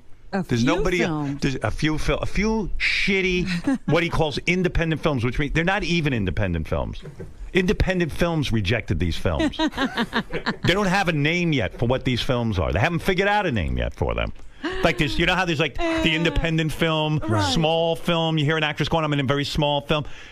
This film is so fucking small, they haven't figured out how to give it a word, like microscopic films. They're coming up with a new term. I think it's called straight to DVD. Yeah, well, DVD. There'll never be a DVD. Straight to video cassette. I mean, it's unbelievable. Teeth are not a career. Let me tell you something. If teeth were a career, Gary would be king of entertainment. Use your head. And Sal, by the way, film you needed new teeth. One last thing. I yelled at Sal the whole way. I go, "Sal, what happened?" And he goes, "It played. It got the answer." He goes, "You owe me a fucking apology." So now that you know what's wrong, do you owe me an apology? Yes, I do. Oh, okay. I owe Damn right. If you're in your studio and you see something screws up, and then you go back and check it, and it plays, there's a 50-50 chance there's something wrong. I agree. And when I turned it back and it played, then I went forward and the rest of the tracks played. But what you should have done is started over again and just played it the way Howard would play it and see if that same thing happened again. You don't shit in your pants about me. You know why? Because I don't fire anybody. Oh, I do shit. And I'm reading Getting Things Done. I don't sleep at night. I don't sleep at night. You don't sleep at night because you don't get any pussy. Well, that's another story. I jerked off last night. I came hard. I slept like a rock. I jerked off last night. So you're not getting any pussy either if you jerked off? Well, my wife wasn't home. God bless you. If she was home, I would have some Mine pussy. was. That's the problem. That's right. I'm only kidding. Yeah, nice teeth. I'm only kidding. He's got the whitest teeth on the show now, whiter than yours, Gary. You know, I have to say, when I got my teeth, as bad as they are, when I got my teeth, the dentist came to me, and it's like women getting tits. He goes, "Here's the thing of colors, right?" Yeah. And so, of course, I point to Sal's color. I think you point to a piece of shit because that's what they look like. I point to Sal's color. My dentist goes, "Listen, you can't put that color on. It's ridiculous." Right. He goes, "You got to go to a color that's more in line with the rest of your teeth. Otherwise, it's going to look ridiculous." Oh, now Sal's dentist is on the phone, so he's really going to get what he wants. No, don't. Sharon, hold on. I'll give you your prize. Hold on. Okay. Yes, doctor. This is Dr. Bean, Sal's dentist, I guess. Yes, doctor. Hello, how are you? I'm good. How are you? First of all, I've been a fan for 32 years. Thank you. I've been listening to the show forever. Thank you. You are amazing on AGT. My wife loves you, which she never, ever would ever listen to you, and now she loves you. The Thank kids you, love you. The kids love you. So what happened with Sal, he had originally, one of the dentists did his gums, who's my client. You know, we work together, the gum doctor and the teeth doctor. We work together. So he said, he calls me up, said, "Sal from the Stern Shows wants to do his teeth." I said, "Listen, we have a budget over the course of the year that we do a lot of pro bono cases for people that don't have money, for very big celebrities like." He's got money. He just bought his wife $800 pair of shoes. Right. So he came up and he wanted to do he wanted to do 16 teeth, and that the laboratory fees are $6,000. That's what our fees. No, are I am Dr. Bean. You've done nothing wrong. This is something between me and Sal. Okay. What Sal has done is... It's Dr. Dean, not Bean. Oh, Dr. Dean. Bean is funnier, though. It is. Well, that's my other staff I should fire. My teeth look like beans. They put up Dr. Bean. That's, again, another faux pas. See, things do happen. Oh, things do happen. Unfortunately, they do not. But listen, you want to make sure those margins are not tight. Come on, Sal. Check your work. You're so busy with the teeth and your independent film. I'm not. I swear to you, Howard. This is certainly a priority. Sal, when something screws up, you go. You know what? If the dentist did that to your teeth, you'd be pretty fucking pissed, wouldn't you? He didn't have room for mistakes. Absolutely not. All right. So he wanted to do 60. I said, listen, Sal, I didn't know you were out of budget. When you guys went on the show and said, he's spending all his money, I really felt terrible. I said, no, you know what you should have said to him? You should say, well, you don't have the money, sir. Leave. No, well, what happens with Sal is, it's known he's on my show, and everyone knows. Everyone can walk in here and somehow finagle, this guy mentioning his teeth, mentioning this, mentioning that. So what happened was I said, let's just do the 8 teeth. I'll bond the bottoms. I said, no problem with that. I'll take care. I still look great. And then I said, what kind of color do you want? He goes, I want them to look real. I want them to look white.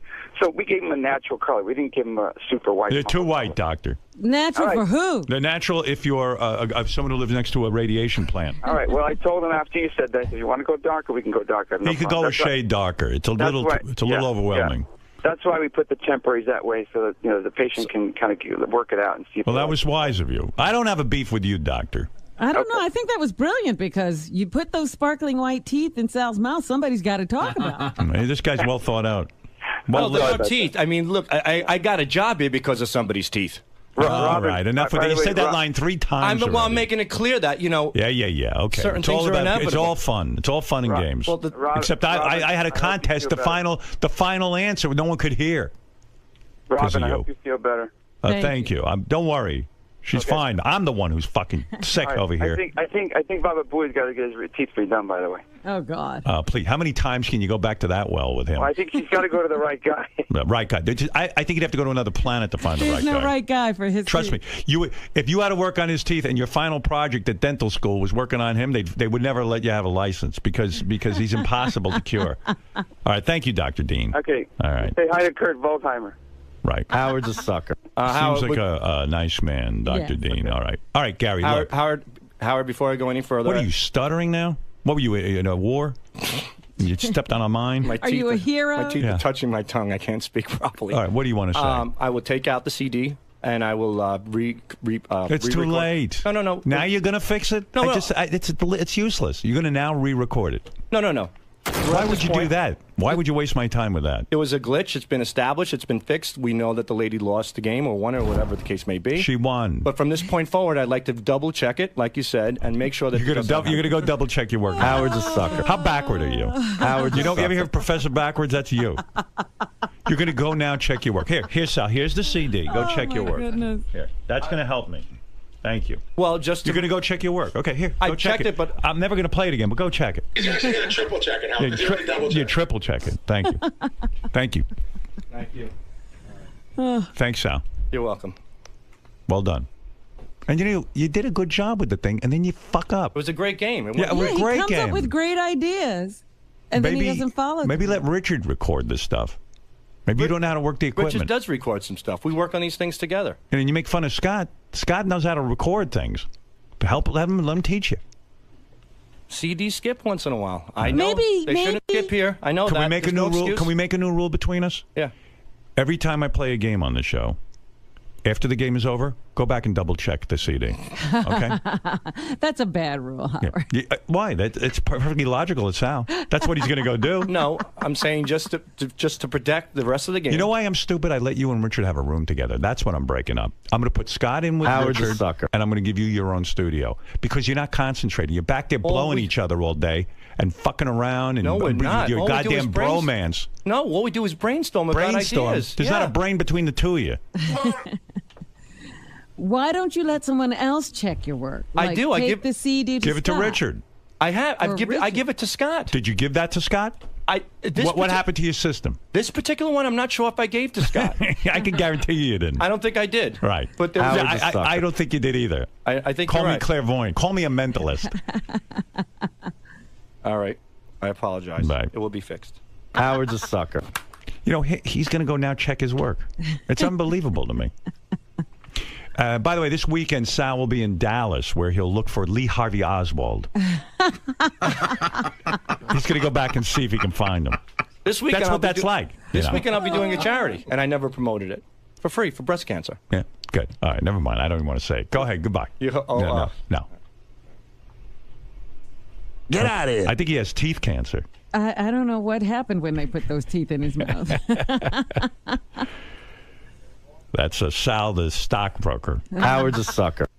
Right, Sal. I agree. Thank you for saying it again. That's Sal with the dazzling smile. Say that 3 more times, Sal.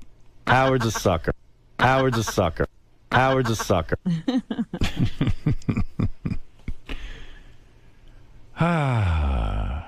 I'm reading that book, but it's doing me no good. Well, what does the book say in a case like this? Well, I'm only up to chapter Howard's a 2. sucker. I didn't get to the Sal chapter yet. Yes. This guy writes about how you can be more efficient, get things done quickly. And just when I think I'm getting ahead, I got a Sal. Blocks me. A roadblock. Because he says a lot of things you have to delegate. But here, I delegated the contest to him. Look what happened to me. What does he say about who you should delegate to? Well, again, I've only read 2 chapters. I got to read the rest of the book this weekend. Right.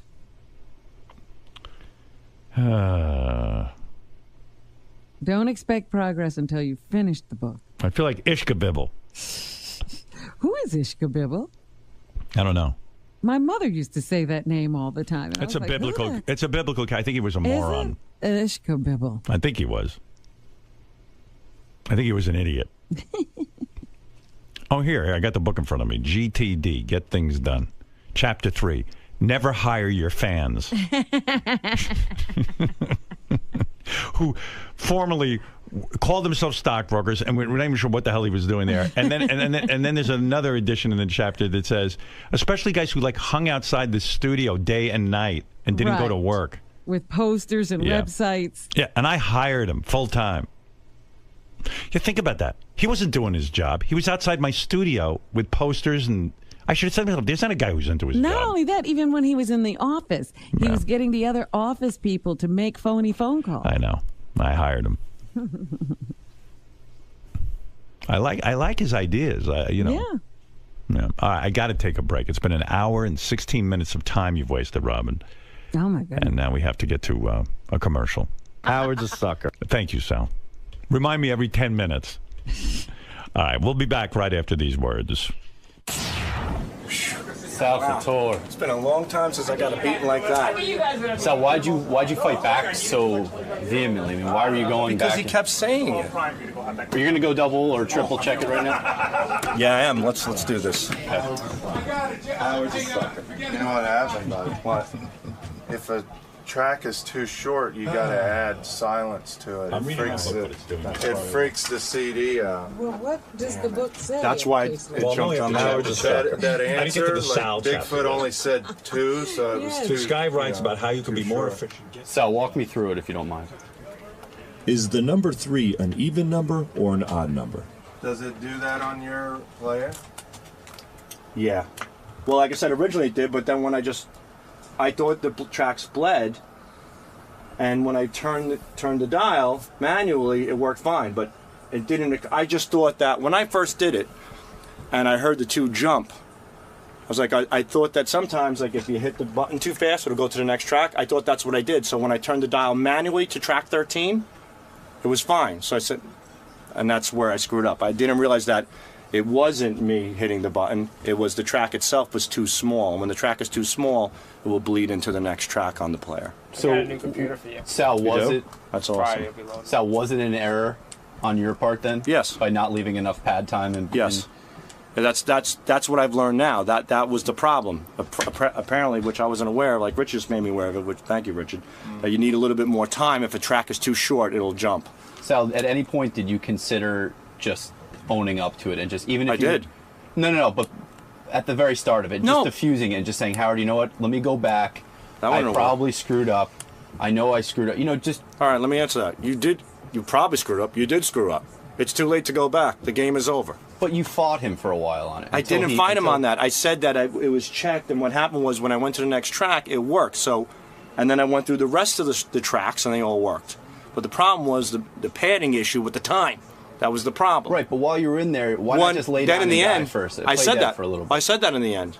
In the end, I said when I went through it, the track jumped and I turned it manual with the dial, and then all the rest of the tracks played fine. But look at all the pain you went through to get to that. I mean, know. it took by not diffusing it yourself. You really, I mean, what about the aspects, the other aspects of this segment? I mean, you had him calling you out for possibly using the show. You had Gary piling on. I mean, this hurt. It didn't. Felt great. Felt awesome. I loved it. I loved it. It was great. I think you earned this. Oh, I earned this. Are you enjoying a golden age of busting Sal's balls right now? I mean, the tables have truly turned for the past. I don't even know how to timeline it, but I feel like lately it's weird because Sal is sort of new to the evolution of the show. You know, he's been here for a while, so like he's learning things that those of us who've been here for a long time learned a long time ago. Having said that, John Hine's really new to the show, and he knows these things. But it's almost like Sal's like Jackie in '92. You know, at the Cordoba Hotel in Florida. They put me up. I didn't know. I just gave him a mention and it was free. Like, these are the things that I understand that somebody offered Sal free service, and I would say that Sal should say to the guy, listen, I can't take it free. It's funny. I had something with one of the clients. It might have been like Steven Singer or something like that, and it was a Mother's Day gift, and he said it to me, and I said, how much is it? And he said, don't worry about it. I'm like, no, that can't happen. And so he gave me a price, which is a fair price, and I paid it. But I could have said, hey, thanks a lot. And, you know, you got to know you can't do that. Sal, I was starting to ask you before, it seems like Gary's been really dominant over you in recent weeks. I mean, he's really enjoying a golden age in the Sal versus Bowie. Listen, kick them when they're down. That's Gary's thing. You know, that's the Howard Stern Show thing. You know, when you bent over, pick up your teeth, Jason Kappa comes by, kicks you in the ass. That's how the show works. I learned from one of the best. I take that as a compliment. But I'm saying the next time Gary screws up, are you really going to pile on? Just bet your sweet ass I am. Enjoy it a little. Because I feel like that's been lacking a little bit from your end. It's not going to lack been anymore. a little bit too mature. Don't worry about it. That's okay. You know in Iron Man, like how Iron Man had a suit and then the guy made a bigger suit? Gary's suit is his teeth, and my new teeth are the bigger suit. See what I'm saying? These chompers are going to take down those chompers.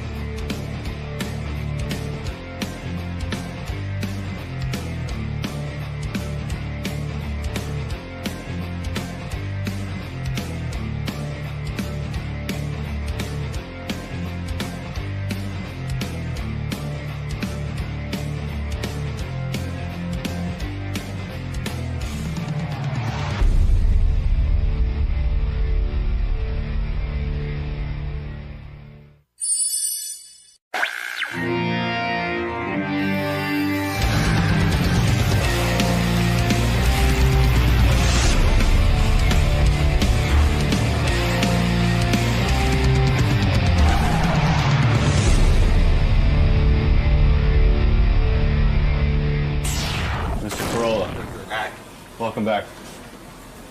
Good to be back. How are you this morning, sir? I'm well. Right this way. Right this way. Thank you. You're well, but you're not Taco Bell material. Thank you. Yeah, appreciate the plug. So you've got your new memoir. Mm-hmm. Now, is that out on bookshelves now, or is it just about to? It is out as we speak. It just dropped today, so we'll see how it does. I don't know. I think we could make the New York Times bestseller list. We just have to beat Baba Booey's book. What position did he come in? Like 7th or something? Oh, here he is now. I think he might have topped the list at some point. Yeah, that's Chris. By the way. Chris, how you doing? Yeah, you. Sit tight. We're gonna take a break and then we'll get you in. Oh, okay. How's everything going? So is this your second or third book? Well, it's my second book, but technically my third because Dr. Drew and I wrote a book a million years ago when we were like doing Love Line. And so it's like, it's really my second book. The first book came out the same day. Right. The book So it's came your out. second Adam Alone book. Yes, Adam Alone. Do you still talk to Drew? Yeah, I just saw him the other day. Yeah, I talked to him from time to time too. I like that guy. He does my podcast. Anyway, are you signing? Yes, sir. Yeah, he's a great guy. Just You got a initial pen? the front and hold on, take your pen. 1 second. Wow. Can you believe this fucking Nimrod? Fire this guy. No pen?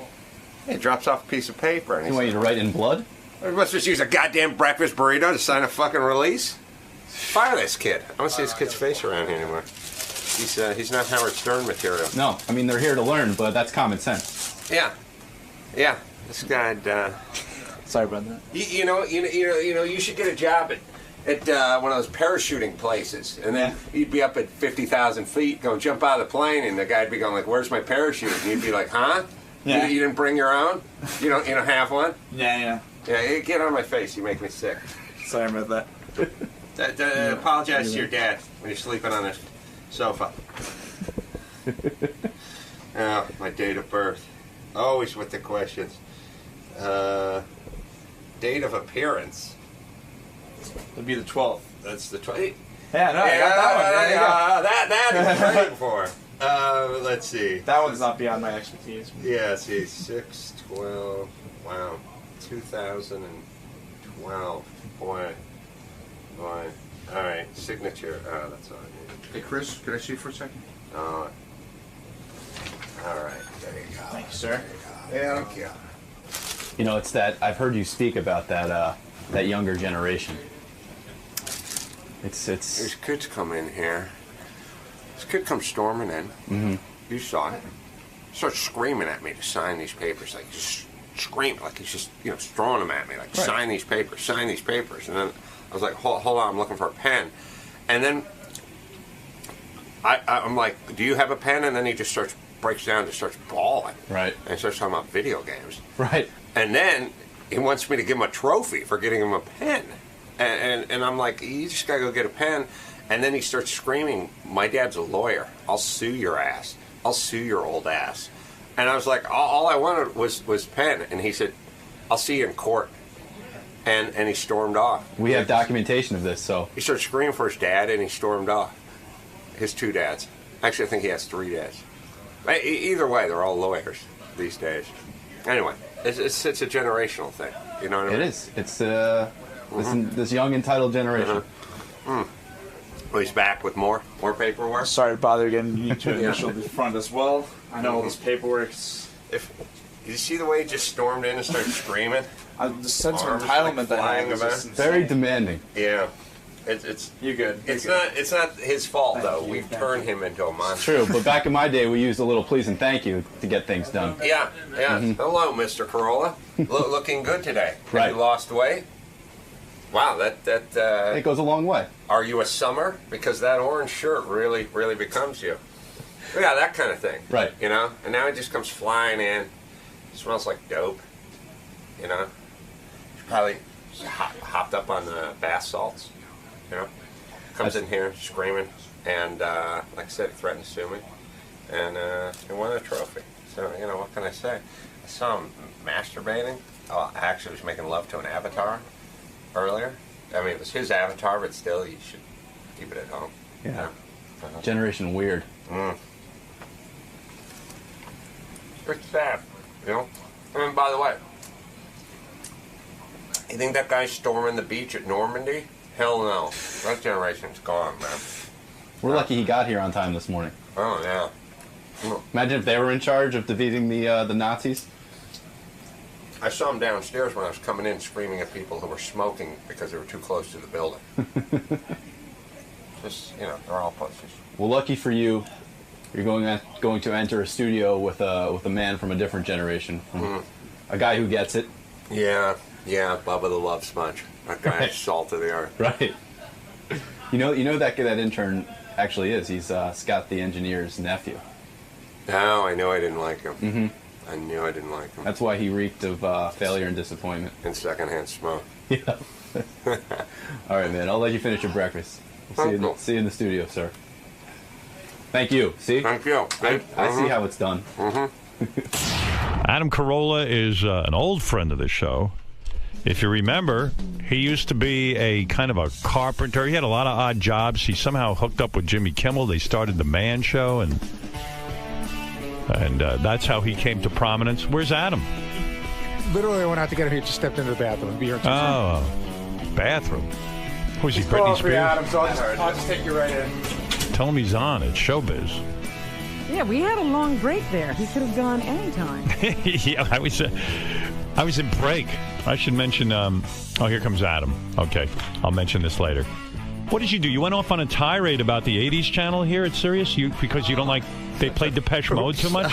It's such a piece of shit. The 80s channel? I don't listen to. I listen to deep tracks. That's what a real man listens to. If I hear fucking Union of the Snake by Duran Duran one more time on this piece of shit station, are you an 80s guy? Is that your genre? Well, the thing that drives me insane is they have a station called First Wave. Right. And First Wave is like, all right, here's all Talking Heads and Elvis Costello and Joe Jackson and all like the old first wave stuff, and then you hear fucking Union of the Snake and Men Without Hats and Safety Dance, and it's just a bunch of gay, horrible. You don't like Safety Dance? No, you can dance if you want to. I ironically wish those guys were crushed by an I-beam. You know, I have to be honest. If I'm going to be an honest broadcaster, I think I like Safety Dance. But I don't know. I want to hear it 100 times. You might have a point. You know what it is, though? This is the thing. Here's what they do. But you know, wait a second. Yes. You were in radio. You're still in radio. You're doing your podcast and all that. You know it's almost an impossible job to pick out music for the masses. In other words, for every song that you don't like or that you love, there's another guy sitting in his car going, I hate that song. My father said to me, never become a program director. It's the worst job in radio. You can't please. It's guys like you can't please them. My dad said never leave the house. But that's the advice my mom gave. Here's what they do. Here's what these idiots do. They go out and they test the music with retarded people. Okay. They give them $10 or they show them something shiny. They pull them off the streets in Vegas. These are guys with like suede fanny packs. And they sit there and then they hear the piece of shit song and they go, oh, I like that Duran Duran song. If you're that particular about music, you know you have to make your own iPod or whatever. I do, but if you pay a premium and you want to hear First Wave, then what the fuck are we listening to nothing but Duran Duran for? I mean, obviously they want to be successful. You know, the guy doing wants a horrible to please job. you. Now look, 80s channel no good. Now listen, there's 80s music. Right. Some of the best stuff What ever. is good? Early What is the 80s. best stuff from the 80s? First 2 Joe Jackson albums. Great First 2 album. Elvis Costello. Look Sharp, Great. I'm the Man from Joe Jackson. Talking Heads, Graham Parker. All like that's First Wave in my mind.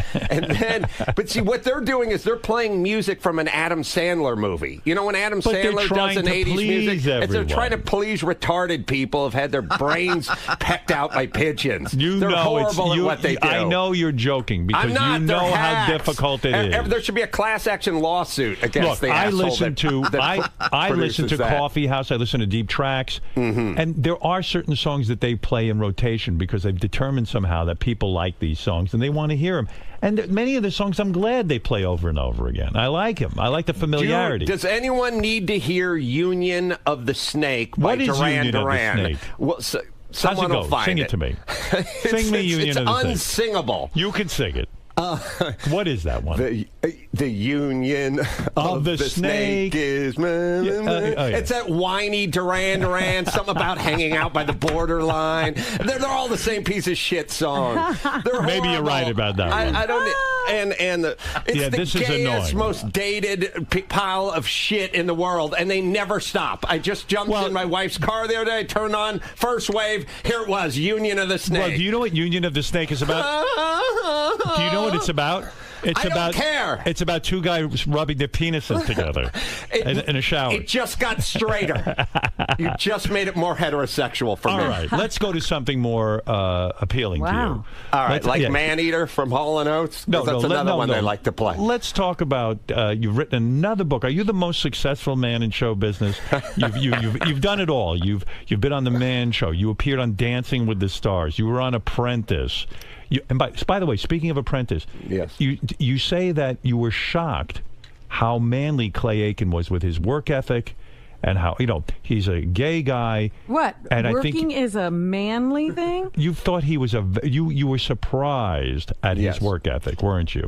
No, I was just surprised at like how tough and tenacious. I mean, look, let's be honest. You have your stereotypes. You think Lou Ferrigno, right, two-time Mr. Universe, that's the guy who's going to be super disciplined and just drinking protein shakes and doing push-ups and screaming at everyone your last easy day was yesterday. Right. And then Clay's going to be like working on his hair and crying and listening to Union of the Snake. Because you believe stereotypes. I don't. It's not about believing in them, like we're talking about the chupacabra, right? Or or Santa Claus. I know they're true. Like that.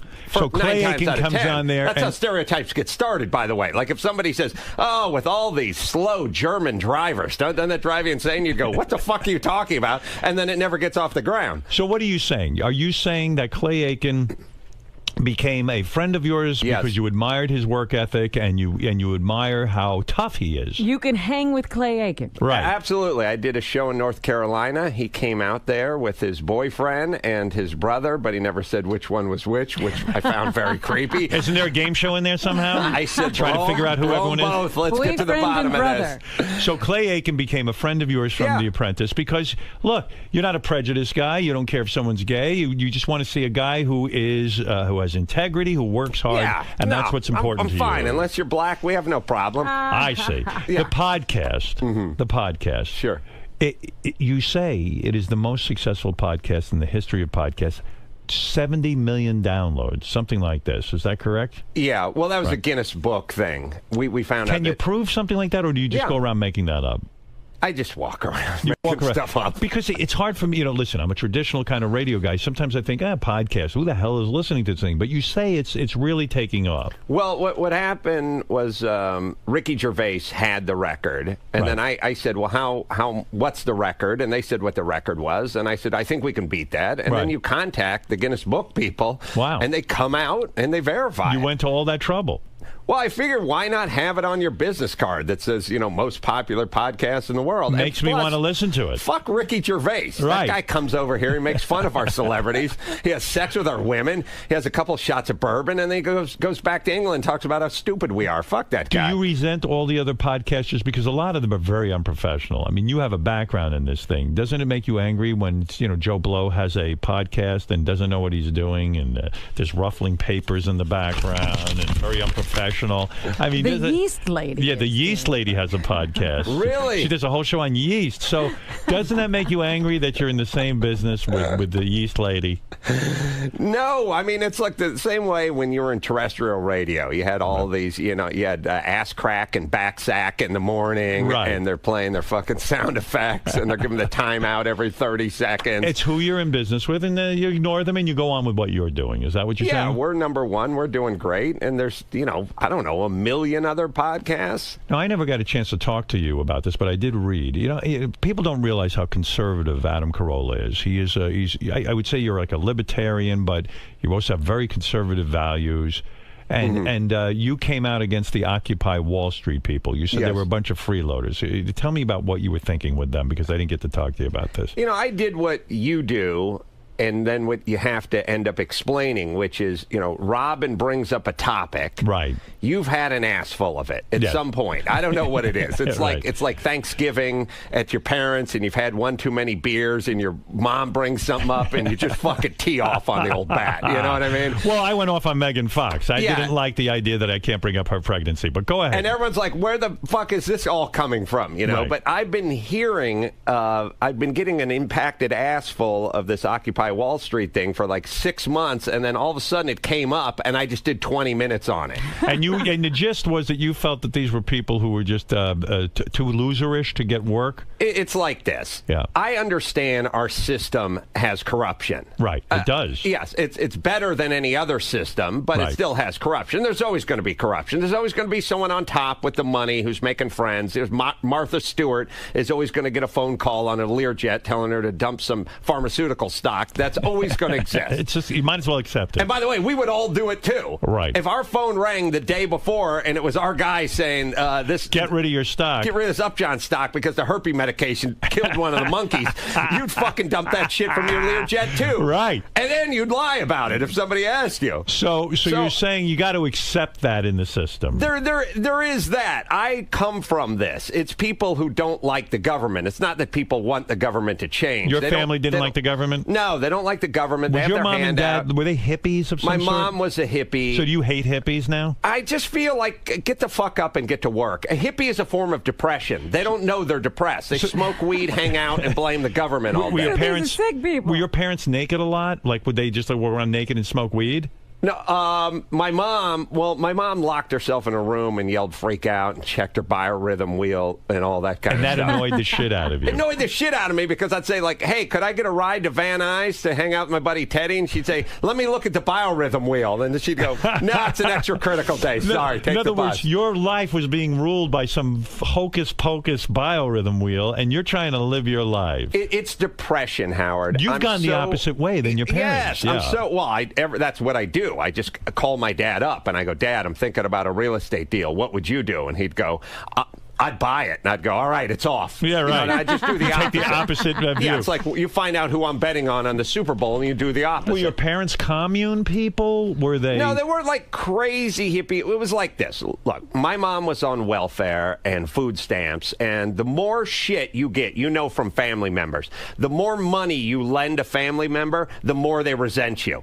It's not like, oh, you lend them 10 grand and then you get the greatest Christmas gift ever that year. No. You don't get shit. Right. They take a dump in your stocking that year. So were your parents the ones that got the loans from their family? And they got no, the family didn't have any money. Right. They just did the sort of welfare food stamp thing, and then meanwhile never stopped complaining about the government. Right. And I was like, you don't pay taxes, and you're taking the welfare cheese, and you're the last person who should be complaining about the government. In Canada, they have universal health care for everybody. Right. Yeah, someone has to pay taxes at some point, otherwise we can't have universal health care. So do you think when you look at Occupy Wall Street, are you imagining a whole village of your parents kind of hanging out, complaining, and while they're living off the system? Is that it? I'm imagining 3 or 4 hardcore people that have real legitimate gripes about the government and about Congress and about how it works and insider training, and then 200 hippies trying to get laid. Right. Are your parents still together?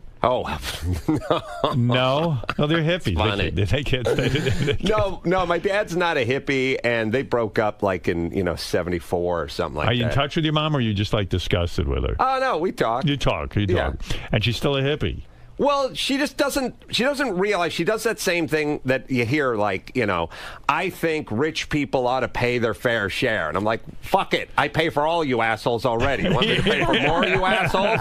What do you mean my fair share? How much is a fair share? I bought a Predator drone last week, all right? What are you guys buying? You don't pay shit, so stop looking at me telling me to pay my fair share. I paid a fucking ton in taxes. So you probably were an angry kid growing up, like probably wondering why your mom didn't get a job and your dad didn't get a job. You were my mom gave me probably did the worst piece of advice you could ever give your kid, which is I said to my mom at some point, because you're naive, you're looking around, you're seeing other families, they have station wagons and things like that, and you go, I don't get it, Mom, why don't you just get a job? If you get a job, also when you're a kid, and they should tell you in junior high and grade school, there's a difference between being a cop, a garbage man, a fireman, and a lawyer. Right.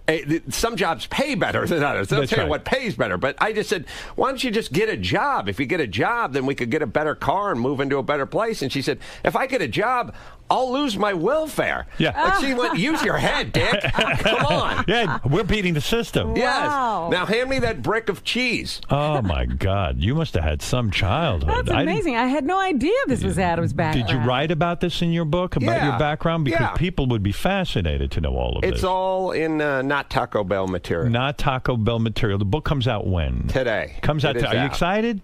No. You're not? No. Well, I would think you'd be excited about a book of I'm your the same as you. I just want to go home. But I found it very exciting when my books came out. You did? I did. I enjoyed going out and signing them. I mean, it was work and it was a lot, but it was kind of exciting. Something I had written is out there, you know, and you see this completed book. And you see the people who want to buy it. And you're an honest guy. It's satisfying to see the completed book. Like, it's 330 pages. It's substantial. And you go, all right, that's something. Yes, and could you have imagined when you were sitting at home eating welfare cheese and begging your mother to work that one day you'd have your own book? I mean, that is quite an accomplishment, isn't it? No, I didn't think I'd have my own moped at that point. And you were a guy who was not destined for show business. You were a hands-on. You do construction. In fact, on The Apprentice, boxing. You're a boxer. There's a story. I think this is in your book. Tell me if I just know this or it's in your book. All right. A guy called. You were at a hotel somewhere. Yes. And a guy calls your room. Yes. And he starts yelling. He had the wrong room, obviously. No, I had the wrong room. I wasn't in my room. We were just slumming it. We would go to Palm Springs during spring break because I'm from Los Angeles. So it was like 100 miles away. Right. And we just go down there with like a sleeping bag and a pillow, and we just go from party to party and crash out on the lounge. How old were you? Oh, I was like 41. Oh, you mean you were just already looking for pussy? Is that right? No, I was 19. But, you know, people don't, you know, I never used to view you as a tough guy till I learned about your boxing background and stuff. I wasn't. You don't look like a tough guy. I didn't have anything to lose. There's a sort of difference. It's sort of like being in a gang. You know, when you say to the young 17-year-old black kid who's never seen his dad and he's sleeping on a futon, a triple-decker futon with 9 brothers and sisters, and you go, what about college? What if you get shot? And he's like, who gives a shit? You know? And life you go, is tough. Well, what about prison? And it's like, hey, that'd be a lateral move. Right. That sounds like a good opportunity. Yeah, so for me, I was 19. I was doing construction labor. I drove a shitty pickup truck. I didn't have anything going on in my life. Right. And I was bored. And I was walking around Palm Springs, and I went into somebody's room. And it's just like bungalow, like down by the pool. You know, maybe I'd had a couple beers, and I just went in to sit down. The door was open. I was just sitting there, and the phone rang. Right. And back in the day, when the phone would ring, like even if you were walking past the payphone and it rang, pick it up. You'd pick it up. I don't know why. Like it's going to be for you. Howard, is that you? Yeah, and there was a guy, 45th? but the guy picked up and he started yelling at you that you had stolen his girlfriend or something. He just said, put Sheila on the phone. Right. And I said, I don't know who that is. Why didn't you just say to him, I'm crashing in this room. I don't know who anyone is. I probably because I wanted to fuck with the guy a little. Right. I So you said, I don't know who this is. I don't know who she is. And he said, put her on. And I said, I'm telling you, I don't know anyone here. And he said, put her on or I'll come down there and I'll kick your ass. And you said, come on down. Yeah. Wow. And 2 guys showed up to the room. Yes. Almost immediately. Yes. And you beat both of them up.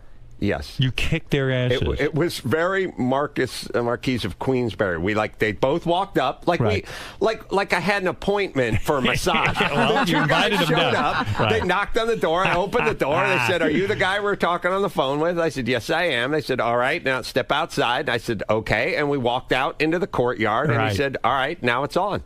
Wow. And Very what happened? nice. Yeah, and was it a boxing match kind of thing? It was for me. Right. And this is probably great for you because you like to practice boxing. But what size were these guys that you beat up both of them? You're about what, 6'2"? Yeah, they were just regular valley dudes, you know. I mean, they weren't. Obviously, dwarfs don't threaten you over the phone and then say they're coming over to kick your ass. Were you scared at all when these guys showed up at the door? I didn't care. You didn't. You had nothing to lose. Yeah, I had nothing. I had nothing to lose. I'd been beat up in the ring enough and in sparring and stuff like that. But describe this to me because I really want to understand. Okay, so these the guys, the one lead guy says, "Come out here. Right. I'm going to kick the shit out of you." Right. And I said, "Okay." And we walked out, and his friend. Now, when a guy says "okay," don't they start to think to themselves, "Hey, maybe"? Don't they try to size you up? But then again, they probably thought, "Well, 2 guys against 1, we could definitely take this." Plus, guy. I was wearing flowered shorts, like super gay '80s, like dolphin shorts. Like I was dressed like George Michael from that Choose Life, you know. Yeah. So when you get out there, and you make your fists, right? You get your fists made, and they put up their fists. Right. Do they charge you? How does it all start? Well, it was one-on-one. It was me and the other guy. Dude, it was the main guy Right. was going to come beat me up, and then his friend was just going to stand there and sort of hold his jacket or something while he kicked He's my a gentleman, ass. yeah. So his friend sort of stood back about 5-10 feet, and he said, "All right, now it's on." And I said, "Yeah, all right." And he just walked in, and his friend was like yelling. It was like Karate Kid. Like, it's like, "Sweep the leg, sweep the leg." And he threw a sloppy punch. You know, if you box, there's a couple things I could demonstrate. Yeah, go ahead. But there's a couple things. One is, if you're fighting a guy that doesn't box or doesn't have any experience with his hands, and now every motherfucker's an MMA expert, so I wouldn't mess with anyone, but this is back in the day. Yeah, right. Not that many people had any training. Oh, a fetus would get you into a fucking, you tap out. But no one's, first off, their front arm is no good. The front arm, the lead arm. Yes, because that's their weak arm. Right. That's their bad arm. So if you... Is that your... That's my good arm. Well, no, listen. If you're standing orthodox, which is right hand back... It's your right hand that you're going to throw. Right, that's your right true. hand, if you're not a fighter, your right hand is 90% of what you do. Right. If you're a fighter, I'm left-handed. If you're a fighter, you have jabs, uppercuts, hooks with your bad arm. That's good, yeah. But then you throw the cross, and that's your power hand. Right. But if you're fighting a guy in the street, these are just tips for your drunken fans. You're fighting a guy in the street, don't worry about the front arm. The front arm's just going to swat, and then the right arm's coming over the top. Right. Now, boxers throw a cross, and their cross goes boom, straight down the pipe. Drunken guys from Palm Springs throw wide looping. So, A, don't worry about the front hand, and B, you'll see the backhand coming a mile away. Coming a mile away. Right.